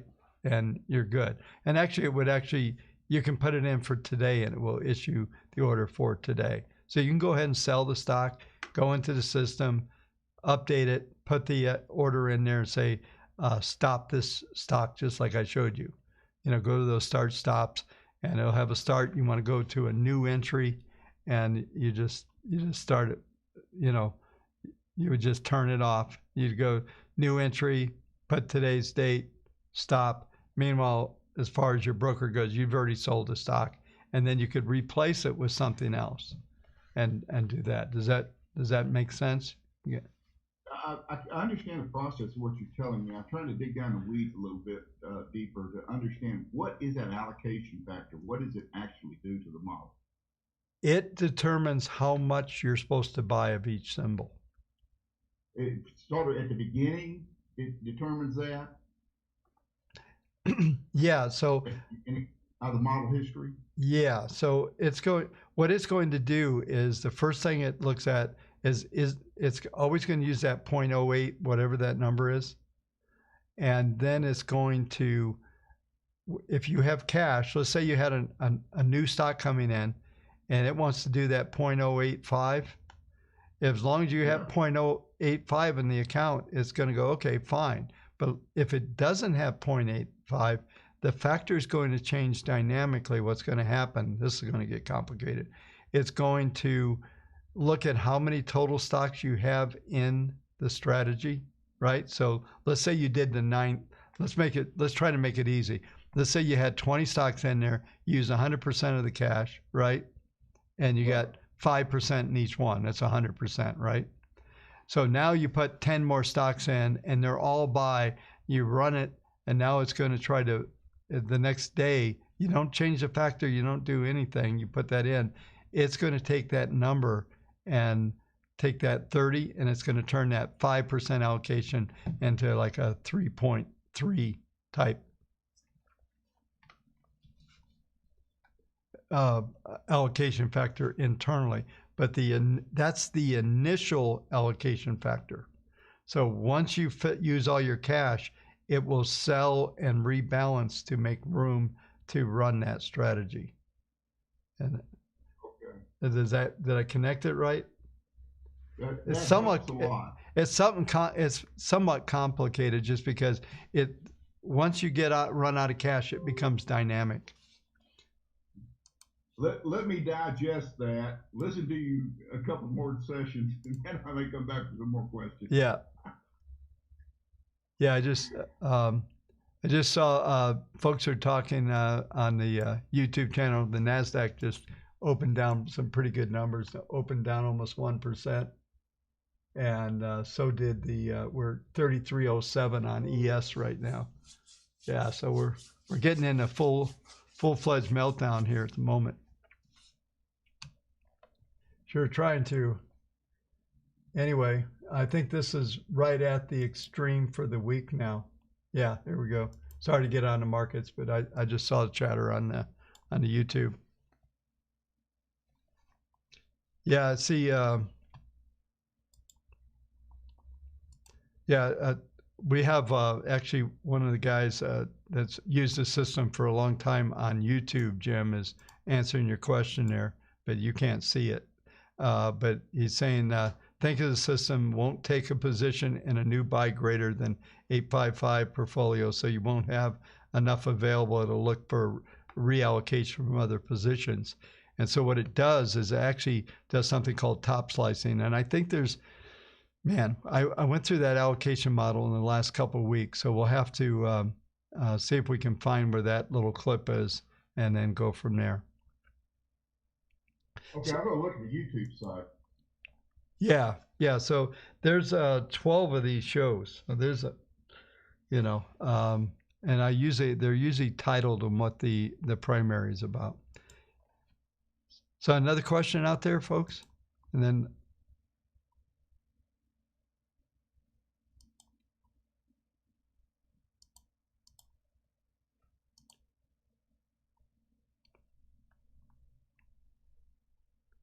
Hi Bob, if no one's going to jump in there, I wrote a question in the chat, so I'll just ask directly. Yeah, sure.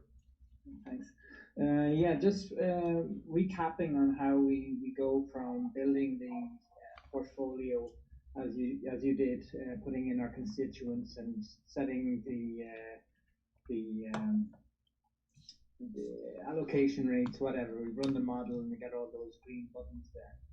When we run the model or run our portfolio the first time and it's back tested and it tells us how it's run in the years previously since 2015 and how far it's up year to date or something like that. Right. That's our starting point, let's say. But let's say we've got 100,000 in cash and we want to mirror this portfolio in reality and get started with this tool. I'm not really sure how we discussed it in the previous sessions. Do we just stop the trading and no symbol? All you have to do is actually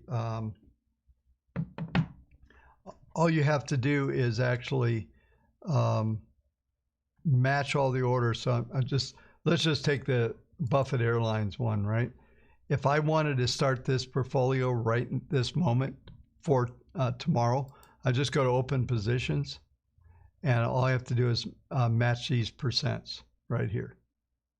And what this is, I'll show you what that does. What that will do then is throw me on the equity curve. Okay, so this would be just right here. So if I go to the summary, it'd be like buying that point right there. So like I said before, if you're starting to do that, we're looking at, this is 1.7% off its high. And once it recalculates, if I was going to do something like that, I'd wait for the servers to run tonight, which is about 2.5 hours from now, they'll be done. And then I would literally match those orders. But it's like anything, it's like buying the mutual fund. The difference is that if these stocks start to roll over, it's going to tell you to sell out and to protect those assets. So there is going to be a sell discipline in place to make that go. But basically what you're doing by matching that is coming in on the equity curve there. And I talked about this a couple weeks ago. This is relevant to your question, is if I go into performance, there's something here where this average drawdown right here. This is a short, doesn't have a lot of history, but typically, if you went back and like you were talking about, you went to a 15 backtest model, what you would have is you'd have a factor here, average drawdown. Maybe it's 3%, 5%, 1.5%. So anytime your equity curve, like this one here is 3.851. If we go back to the summary page, you'll see the current here where it says current drawdown is 1.7. So you're about 50% of the drawdown, even though you're looking at this equity curve printing at the high. It's just 3 days ago it made that high. You would probably, if you can, try to match that drop. So if you get down to like 2.5%, 3%, typically what it tells you is happening is that is the average drawdown. So that's a really good point to buy. And if let's say you looked at a portfolio, the same portfolio, and right down was down 4 or 5%, and maybe it's got 30% in cash, then that's a really good buy from a portfolio viewpoint, not the individual stocks, because you have this basket of stocks working for you. So that's a much different view, I guess, view at looking at the equity curve versus looking at the individual stocks and all that, because some of the stocks maybe that are still high may continue to do good, and then others it'll just be a rotation because you actually have that pool of assets. It's been a wild couple of days. My portfolio in WaveTech is holding a lot of positions open, whereas in reality, from the point I got in, since let's say late July, there's not as much of a gain on those, and not much profit on those positions as in the WaveTech models. The WaveTech model is staying long because it has plenty of profit to buffer, whereas in reality, let's say had 20% gain, and that's vaporized now, and not all the positions. Yeah, so the models don't look at how much, it doesn't look at a buffer. It looks at each individual stock technically, whether that should be continued to be held. And when you're going through, who knows what we're dealing with here, this thing's starting to come apart a little bit. But the bottom line is that it doesn't know that, doesn't care about that. It only cares about the individual symbol on a stock and the criteria it's looking at for the trend, and it's going to hold those things through. And we've seen some pretty volatile type situations there, as far as you're going to get into these trading ranges and these wide trading range, especially with the kind of environment where we've been in this year is pretty unique. Yeah, and sometimes you profit from it and sometimes you don't, right? Yeah, sometimes it's pretty tough to hang through some of these things, and all of these stocks could roll over next Monday and you end up selling them anyway. So is it a short-term model you have? I've got a mix, I guess. Yeah. And basically I've just been following the signals that come out every day in and daily and weekly models. Yeah. And just following those, but sometimes they might go down, and I'm a terrible man for closing position when it's in red. I'll have to work on that discipline. Yeah, so that is the hard part, because it's very hard to let that pool of assets, once you interrupt one of those components by doing that, now you don't have the same diversity. It doesn't act, your actual real portfolio or positions don't act like the equity. It doesn't mean that these things, there's not going to be a drop in equity. And that's the tough part of having a discipline of going through that. I know I don't see him, I don't know if he's still around on the YouTube. I probably should ship him a Zoom link, because one of the guys that are on the Zoom or on the YouTube channel has been using the process for his customer money. He's one of our institutional guys for like 12 years. And it's really interesting to look at things differently from a portfolio viewpoint than an individual stock. And it's a tough transition, I think. Let's see. Still working on it. Thanks, Bob. Yep. Hey, Bob, if you stop, this is Jim again. Yeah. If you've got a model and you stop the sale, right, will it come back and tell you later that you need to do a buy? Well, if you turn it off, if you force a sale, no. Yes. You turn it off, but, okay, you can take that same symbol and put it in a watch list. Okay. So let's say we put the symbol, we just put a watch list, and there's a couple things here. I'll show you something. Let's just put, what was it, COP you had, right? Yes. So let's just say we'll just leave it like it is, and we'll apply this. We need to give it a name, so we're going to call it. We're just going to call it Jim's portfolio, right? Okay. Okay, and then we've got that there, but it says initial portfolio alert, right? There is hang on, watch list one there. Oh, I know what I did wrong. Let me just put another symbol. What was it? XOM. Yeah, XOM would be one. Somewhere, and I'm trying to remember where the initial portfolio, we should be able to put you can mark it to the portfolio that you want, and I'm trying to find. Jay, do you know where that is? There was a place where you can associate it with a portfolio, and I'm not seeing that setting. I'm sorry. I was looking for that myself. I don't know where it is. There was a setting where you could say, I'm looking at this stock for a specific portfolio, but I'm not seeing that setting. But yeah, so this would be the way to do it. And you can build as many of these things you want. So I would just put it there, and then what will happen is it will light up. It'll get a dollar sign here, it says new buy. Then what you do is you go back to your portfolio, you do a new setting, not the old setting. When you turned it off, you want to keep it off. Then you can on the portfolio itself, if I don't want to do that one, hang on. That one I actually care about. Let's do this cap trend too. So if I go back over here and I want to modify this strategy, I can just go over to that portfolio snapshot, and we had Apple here, and this one that we had off on Bud, right? So right.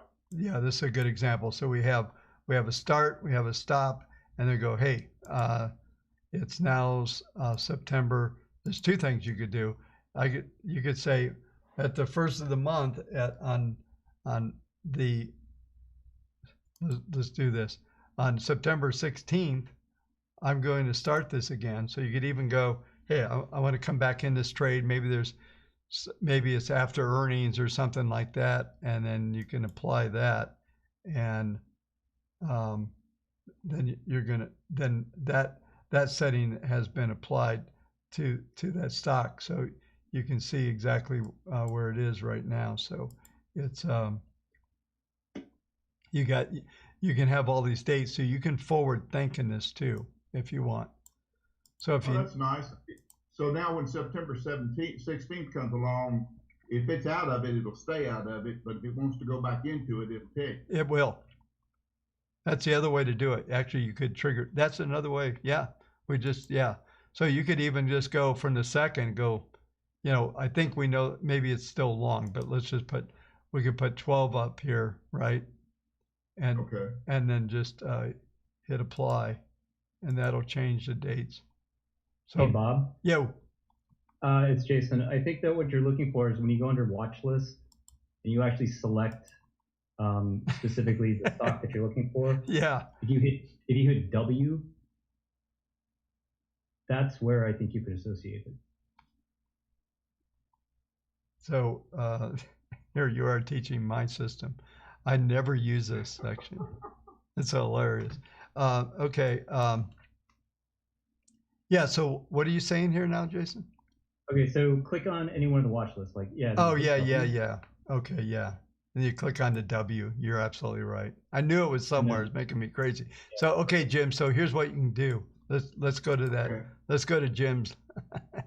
That's pretty fun. I knew it was somewhere. Thanks a lot, JK, for picking that No up. problem. Yeah, I heard that, you know, your family calls you Jay. We call Jason Jay. So you guys are both responding to that. But anyway, so yeah, so what It's you do, very confusing. so we go to the W button here on COP. So now, guess what? I can go over here, and I had it for, you know, my gym portfolio, right? Right. Now I just go down here and hit. I can also do something else. I can put a note. Don't forget. And then Okay. I can hit save. Oh, awesome. I know why it did that. Because gym portfolio doesn't exist. I don't have a gym portfolio. So we'll try that again.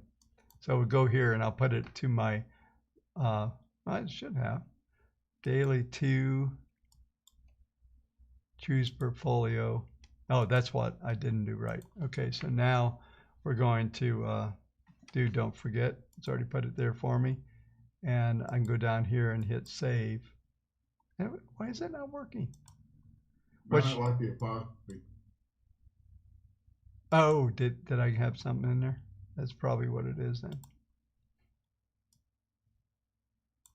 Yeah, so where is it at? Well, this has been a great demo. Okay,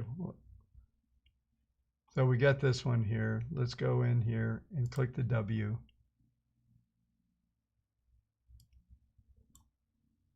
We won't reveal to. I'm gonna claim a senior moment on this one. But yeah, so we should be able to go in here. Watch list is Jim, and then we optimize daily, and then we should be able to click a portfolio.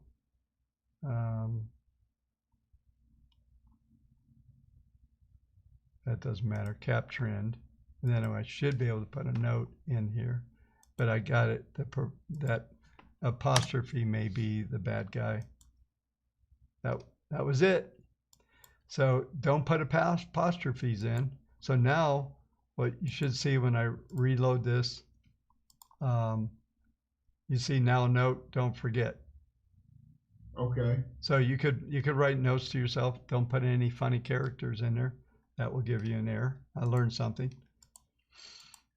And so, yeah, so you can put those in there. And then these low and high alerts right now are not issuing. I think if you put it in, they should change colors if they get hit. I haven't tested that out, but that they should do something of that sort. Now, will that actually show up in the portfolio now? Or do I have to come to the watch list to see it? No, you have to go to the watch list. Okay. Yeah, Mr. Tater, depends on what you had in your portfolio.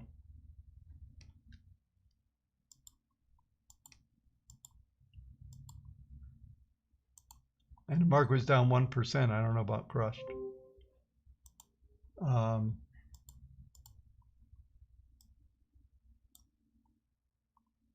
Yeah, so anyway, yeah, so that's the way to do this stuff. Now, I invalidated this one, so actually that's really good. Let's go back to there. So if you ever come up here and you see a portfolio looks like this, it says invalidated. What happened is I changed the setting inside the portfolio and I didn't rerun it. So a couple of things I can do. I can just click on this thing, and I can even click on modify. It'll take me over here. I can just go to this last step. I don't have to do anything. Click it here, hit allocate, finish. Now it no longer says invalidate, it says allocation queue, and then it will rerun it. So if you ever see something that says invalidated, it needs to be rerun, and you can just click on the modify button, or you can go into create modified, choose the portfolio, and just go to the very last step and rerun it. So it'll do that. Or if you do nothing, if I had done nothing, when the servers run tonight, it would automatically refresh that strategy as well. Hey Bob, this is Viviana. Yeah. Yeah, so I have a couple questions about the portfolio manager. So I think one's just a simple one. So I'm looking at my portfolio and I have some new cells, but it doesn't seem to match like the trade log. So do the orders that are executed now go into the trade log and the open positions until the next day, or when does that happen? Yes, so it's end of day. So when you get orders for like this morning's opening, and it's going to fill them. Right now, the system, if you look at the dates here, it says run through 9/4 on this screen here, right? So when, matter of fact, very soon here in the next half hour, we're actually going to collect data from our data vendor, then run all the models and update them, and those in the trade log, it will match. It will show you those exits. But it's and does it take in the like close price, open price, or it takes the opening price? So here's the way it works. So it's an end of day process. So we told you to sell that on Friday for the next trading day, which was today, and the next data point available is the opening price. If it's a mutual fund, it's the NAV or the end of the day. But anything ETFs or stocks are the opening price. So that's the next data point that we have. And from a sell standpoint, it's going to fill that next data point. So the stock could open a lot lower. And then when you get, or it could open higher. And whatever that value is, it's going to fill at that opening value. And so that's why we tell folks, if you want to stay super in sync with the strategy, you want to hit that opening price, and then you're going to be pretty closely matched with the actual trade. There used to be, and all these brokers took it away from everybody. The only place I've seen it is in prime broker situations on the institutional level. But they took away what was called a MOO order, market on open.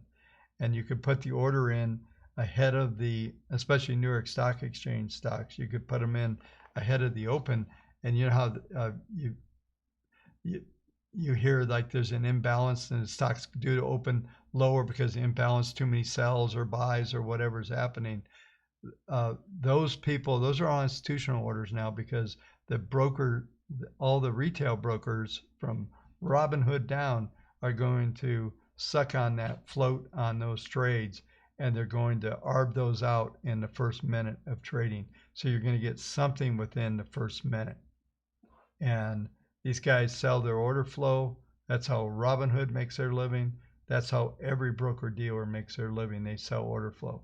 And long before Robinhood was even thought about, this is how it worked. The difference is they used to add ticket fees on top of that. So nothing's really changed in the brokerage business other than they eliminated the brokerage fees, because the market making in a digital world has become highly efficient, and there's a lot of cash in there. Got it. And so my other question was, could you just talk a little bit more about the symbol returns page?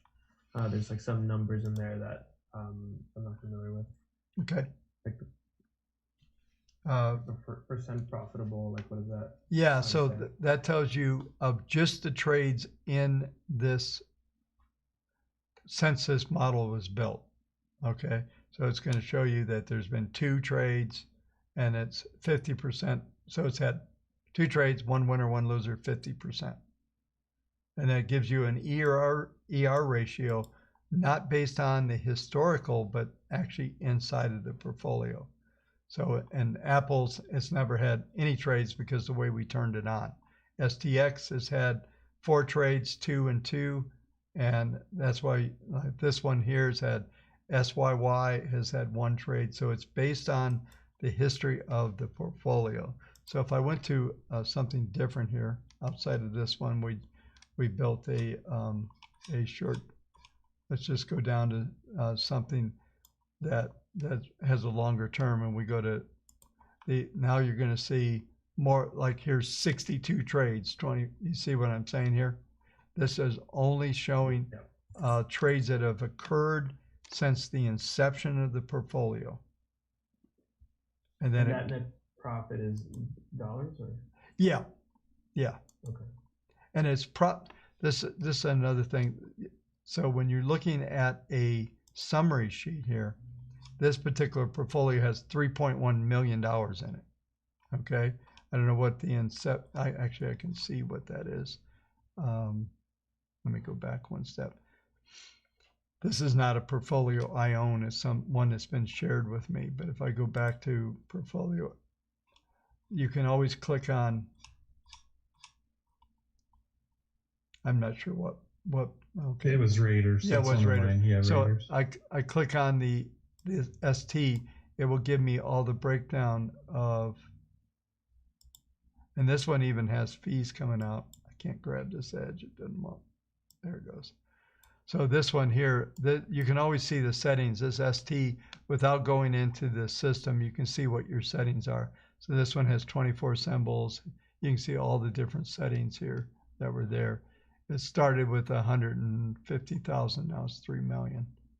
But this is, and that's the thing that we're just talking about. Any of these strategies.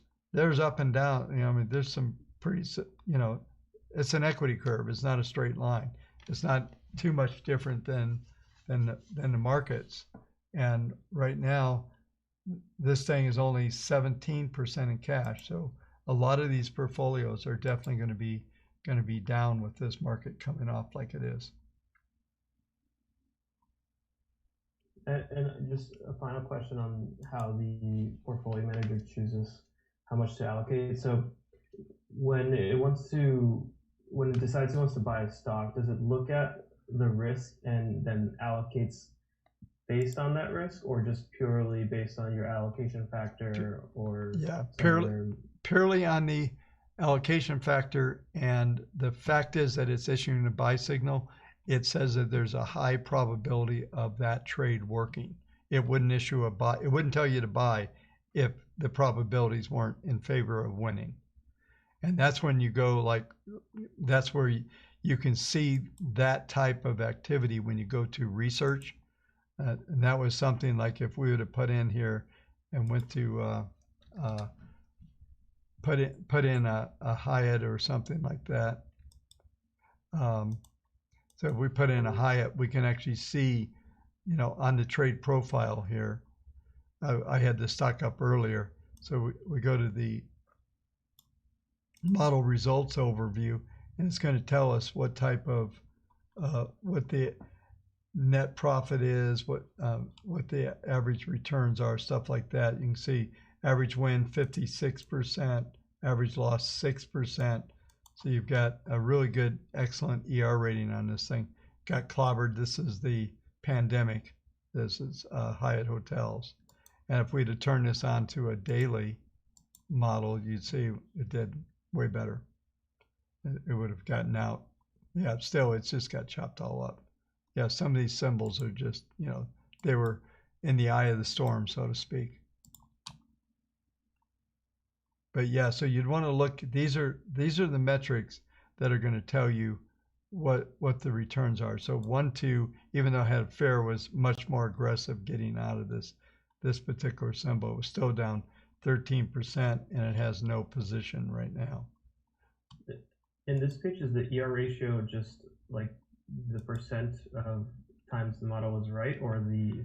It's a combination. So the ER ratio takes the percent right, and as this average win-loss ratio is 1.185, and it looks at the percent winner 71, so it multiplies 1.15 times 71, and that'll give you that factor here of 84. So it's so that's why when we went to the 3.2, you'll see it's got an excellent rating, and it's 255. Now you see the average is 56, loss 57, but look at the win-loss ratio, 8.5. And the reason why that is going to be better long term is because you're making $8.50 for every $1 that you're actually risking. So that's all. What we're trying to do is stack probabilities in your favor, and then you start to stick these inside of a portfolio, and you have enough, diversity where you end up with 15, 25 symbols in, and then the fundamental sheets that I went through today, if we go over to this stuff, you actually want to make selections. You want to update probably on a quarterly basis, and there's a review process which we'll be talking about as you go down the road. You want to look at the symbols you have in and go back to your screens and update your constituent list. And you don't want to update the constituent list very often, because if you do, you create a tremendous amount of randomness, and then there's no predictability to the process. That's why you want to stick symbols in there. Weeklies are best, as Jay was saying earlier. You got to let the markets just move through. You got to look at the stats on the models and see, what are the worst drawdowns, those kind of things.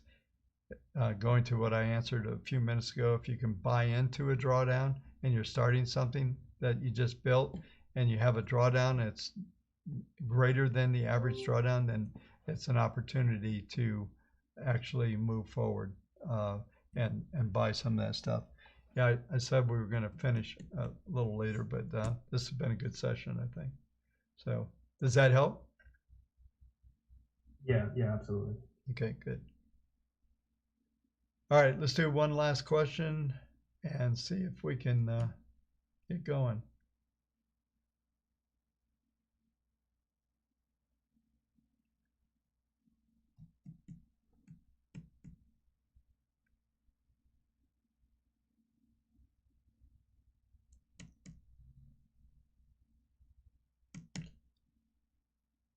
Hey Bob, this is Ram. Hey Ram. So one question, it kind of pertains to an earlier question that came up in the session. So some of the, I've got a portfolio that's got mostly long-term or intermediate term in your definition. Yeah. Signals. So I mean the portfolio is doing pretty badly. It's about down 10% right now, but I've got only one sell signal at this point. So, and I noticed also that intermediate term is fairly bullish even now. So does that mean that it still makes sense to hold on to those positions? Yeah, I mean, you follow the models, right? So right, yeah. You just do that. Yeah, I mean, the market. But yes. Yeah, but I mean, if you're going, so if you pull up your favorite mutual fund, guess what? It's probably down 10% too. Right. So it's not like there's a way. There are ways to avoid some substantial, some losses where things will start to cut loose, and we're definitely getting into. When I brought up the screen at the close today, I can definitely feel the markets are feeling pretty panic mode. They're starting to. I'm seeing some of the metrics that are coming out. And we're seeing a lot of stress in the markets right now, and there is a stampede. So I'm just bringing up the weekly ES here. So we're actually printing. Let me bring this up over here. So the extreme 32. Let me get the right number here. Yeah, so 33.13 STX on the futures is 32.81, and we printed down to 32.95. So we're pressing the extremes on all this. And if you look at previous times we pressed the extremes, that's just what it was. and we are printing through the 10-week moving average. All this stuff, we're seeing the PPMs roll over. We're seeing a lot of stuff here. There's, the short-term models are going to be the best, right? And the intermediate, you've got to ride through these drawdowns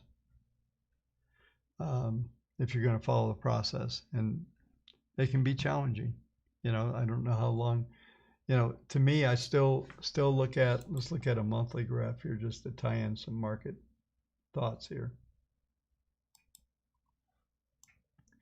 Yeah, so on a monthly basis, you've got a reversal working on the month of September, and you look at the extremes here, 32.98, low right now, 32.95, so we hit S3 monthly, and this is the futures on the, and now you're looking at the STX 32.36, so there's another level to this thing. But I would suspect that one could be looking from a trading standpoint, there's a buy down here. Yeah, you're just getting mass liquidation. I mean, you got a lot of folks got murdered in Tesla, 25%. Can you switch to weekly one more time so I get a screenshot, please? Thanks. Yeah, so 32, this is futures. The cash has a little bit different metrics, and we've seen a lot of this movement happen overnight. So it's going to be an interesting see what the daily grid looks like for today.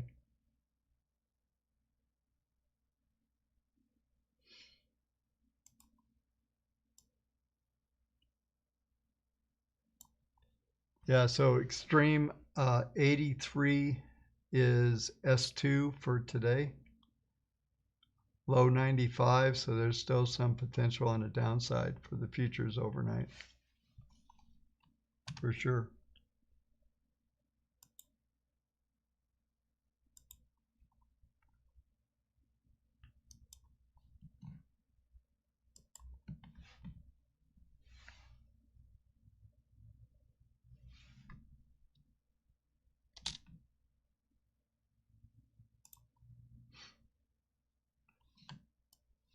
Sorry about that.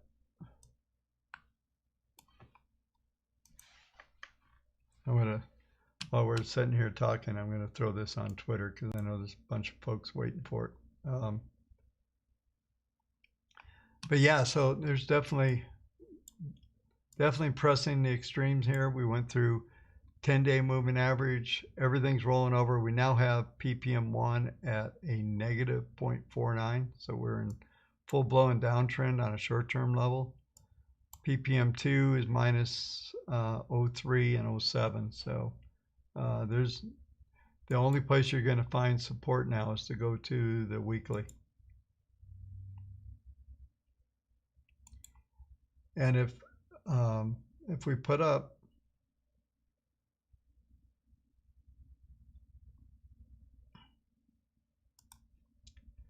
the weekly, we got a sell signal last Thursday, sell short on the S&P, so it's definitely we're definitely short. We reversed. This is a 1-2 short, and yeah, so I don't think we got one on the weekly. No, weekly still long, short term short, but we are seeing a loss of momentum. But I'll cover all this tonight. Thanks, Bob. Yeah. But yeah, it's different being a portfolio manager. Can you imagine if they closed every mutual fund out because it was negative? then the whole market would be zero, because everybody would be trying to run out the same door. And so portfolio management's a little bit different. So anyway, we've had a bunch of people hang around on YouTube.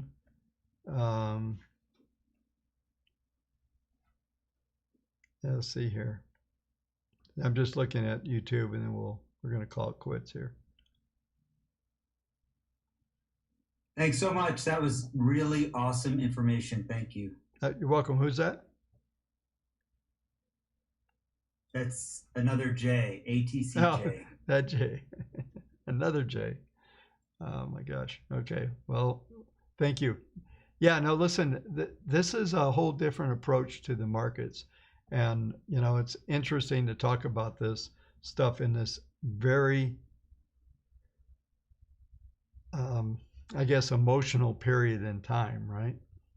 And not to mention we've got a major election coming around the corner. So yeah, let's, you know, I love, it's interesting that I'm putting up the Dow here, so we'll talk markets. The Dow just is continuing to move up a little bit here. Let's see where we're at. The Dow's at up 0.86. Gold is down. Yeah, gold's probably going to stay sideways just because there's enough buyers here just to support the market in spite of the Dow strength. But yeah, the Dow is really coming alive, so it's probably not a good sign for the markets right now, but we'll see.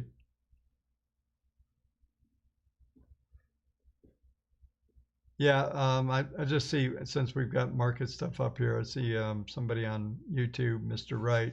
Yeah, you're right. There's no reason to be involved with this thing from a long side on the market.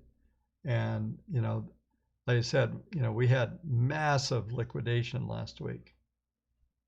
And, you know, there's just way too much, all of a sudden risk came out of nowhere, which it's going to do in this market. Intermediate models don't see that risk because they're looking out at a bigger picture. And I'll go through all these details tonight and talk about, you know, exactly what's going to happen. But yeah, we're seeing crude oil. We're seeing a lot of things. Be interesting. One of the things I did want to look at, yeah. So this is actually not a good sign. What I'm going to show you right now. Hang on. So for a climactic type situation, I would have liked to have seen volume spike up, and in fact, volume was off 5% from Friday's volume, and Friday's volume was up a little bit. We did hit it at the 5.7, but I would have liked to have seen a spike somewhere around maybe 7 or 8 billion. That would have been more interesting to me. And the VIX,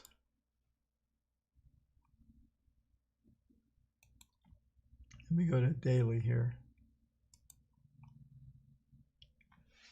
Yeah, how interesting is this, folks, that the VIX is down, up slightly, but down from the spike the other day. That's very, very interesting. Hey, Michael, do you know the symbol? Does anyone know the symbol on TradeStation for the futures on the VIX? No, I don't. You don't? Okay. Thought you might know it. Bob, this is Ram again. Could you repeat that comment on the volume? I didn't quite understand. Yeah, so low volume is a bad sign, meaning that there's more downside. Markets, I have a different view on volume, but if I need to get a chart up here, I need to overlay and have an S&P chart. But when you look at these big spikes in volume, this was the low. This is 626. That was the low. If we look at on 619, these big spikes, you'll see these humps in volume, and those are periods when the market is going through a climactic period. The fact that there has high volume doesn't mean it's going to continue. It actually is. It's a sign, probably 90% of the time, of a capitulation, and we didn't get that. Volume was down 5%. So there's definitely more, and we're seeing that overnight. Although right now we've already bounced back on the E-minis here. We've bounced back to, we're back at 13. We printed 95, so we're 20 handles off the lows. So don't be surprised if this thing printed these extremes and going to support here. So if you're feeling emotional, that's probably another good sign. I've said that before. If you're really celebrating a trade, you need to celebrate, and that's SELL, break. So you need to be selling something, and probably everybody that, yeah, I don't know if you folks realize, but there has been a tremendous amount of people burned on this Apple and Tesla split that I talked about last week, and that they oversupplied the market with all kinds of stock. I had a line in a video. I took it out. I don't remember when it was. It was right around the split. And I said, it might be that the Apple, I'm going to say it and you guys are going to just say I'm saying it in hindsight. I wish I had left it in there. I deleted it out on my commentary. That the Apple and Tesla splits may end up being an intermediate, signaling an intermediate high. This is all about those splits, by the way. Well, you could try VIXY. I'm not sure that's exactly what you're looking for, but it says Crosshairs VIX short-term futures ETF.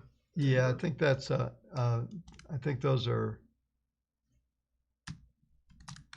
Yeah, you would need. No. VIXY. Yeah, that is. Say 24% today. Yeah.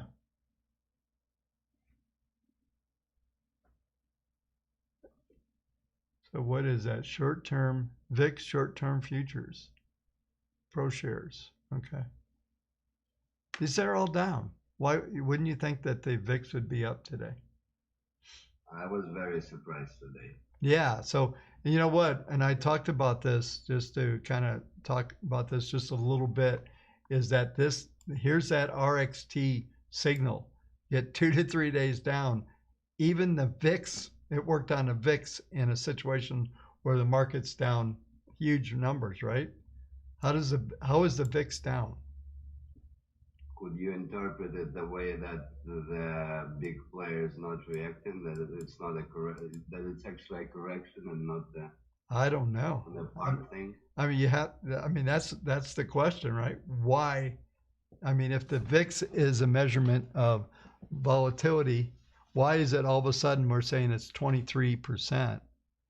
You would think that, you know, if I listen to some of the trolls on my channel, you know, they're telling me this market's going to be down 50% in the next 3 weeks. Who knows? Maybe they're right.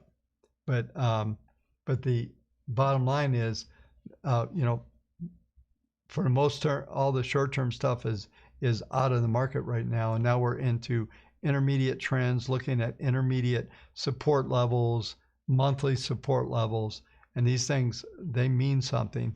And when things get really, you know, stretched out like what they're getting right now, that's something else. Because look at the NASDAQ was down almost a full percent. It's down 0.42 already right now. I mean, that was the buy. When this thing's down to, we're now printing 16 on E-minis. So yeah, these things are starting to come back. Yeah, I think it's getting a little emotional, but it's interesting that VIX is not up. That's a very interesting thing. So. Can you look up AAL before we sign off? Sure. We're getting into a mini live stream, but that's okay. Yeah, so down 191 on a daily. Yeah, we're right on support, but PPMs are, yeah, PPM 3 is okay. Yeah, still got a slight uptrend going. It's getting challenged, no doubt. How about DAL?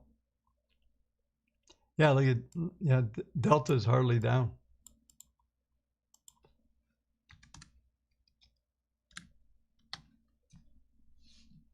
Yeah, look at this.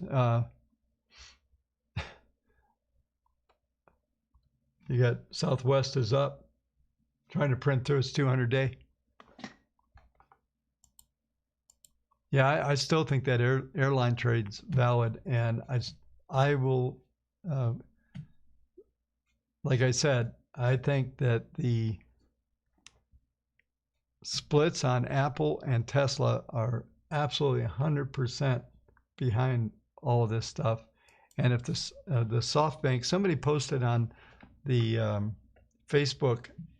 Well, what's the SoftBank? You've been using this term. I asked Jay, he didn't know that. Yeah, SoftBank has been supposedly buying billions of dollars of call options on all the big stocks.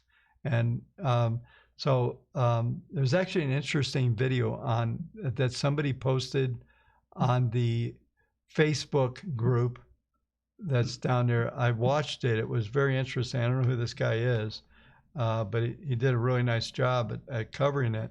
And I'm actually putting a video out to my buddy Charles Cottle just so he can take a look at this and see what he thinks about what's going on. And, you know, there's just what they were doing is buying billions of dollars of call premium. And if you're a market maker, which I used to be, and you have to sell calls, you have to buy the stock like immediately. So by them buying all these calls, you're selling, the market makers are selling calls and they're buying stock. Selling calls, buying stock. That's what you have to do. And you don't do it like, well, I think you have to offset it and hedge it immediately. Those are things, if you're a market maker, you don't ask why, you do. And that was driving a lot of it. So if these guys decided to sell out of these trades, it could be kind of interesting. It was basically manipulation of the markets to a large degree, I think. At least that's the plan. What people are talking about. So yeah, take a look on the timeline. I forget the guy's name, but somebody posted the video, and I commented on it, so you might be able to find it that way. But I watched it. It was very, very interesting. I had not heard about it myself until today, and it's kind of a scuttlebutt around everything. So, yeah, sorry I didn't see that request to get into the room on Zoom. Sorry about that. Yeah, so yeah, so I know we had an interesting chat. I did a premiere last night when the video came out, and I was chatting with some folks, and we're going to be looking into some ways of us communicating almost like what we're doing right now. And that, you know, that's something that we're going to do. Tomorrow we'll get a big live stream, so I'm burning out. I was hoping to get off of this thing early today, and I've got a call I got to make. So let's yeah, we will Bob, see you tomorrow. Yeah, guys, thanks a lot, man. I really appreciate that. Yeah, but definitely join our Facebook group if you haven't done that. I would definitely. I was the one who was the first one. I knew that. Yeah. But I put up some videos. I actually put up this video here. It's on the screen right now. I like this one. This one is cool. I want that. I do want more of it. Yeah, I've got a bunch of clips with Hugh. He's a very interesting guy. So this was Hugh Hendry talking, but yeah. So anyway, but I've got a bunch of content that I'm putting up here, folks. So this is the one right here. If you're seeing this, Michael, this Nikki Hansen put it up here, but SoftBank, it's a YouTube video here, so it's you should be able to see it fairly quickly. But it's very interesting. I didn't watch the whole video. I had to go, but I got through the main part. And like I said, listen, Robinhood traders, there's a fair amount of money, but there's billions of dollars, but they're not all buying the same thing, and they're certainly piled in on this thing. But I don't think, not at the moment, that Robinhood or retail traders have a whole lot of lot of power, but these other guys, mainly because most of them are amateurs just buying stock. When you buy billions of dollars of call premium, you can actually affect the markets in a very, very big way. And because you force the market makers to buy stock, and you're buying, increments, large blocks of stocks, not just, shares, but you're forcing all the market makers to buy these big giant blocks of stock. And, so it looks like then maybe that trade's rolling over. We'll see, but it's an interesting video. So if you're on the channel here, then you can watch this. But that was interesting. Hey Bob, wouldn't that be considered market manipulation? I would think so. It'll be interesting because they're a major player, so.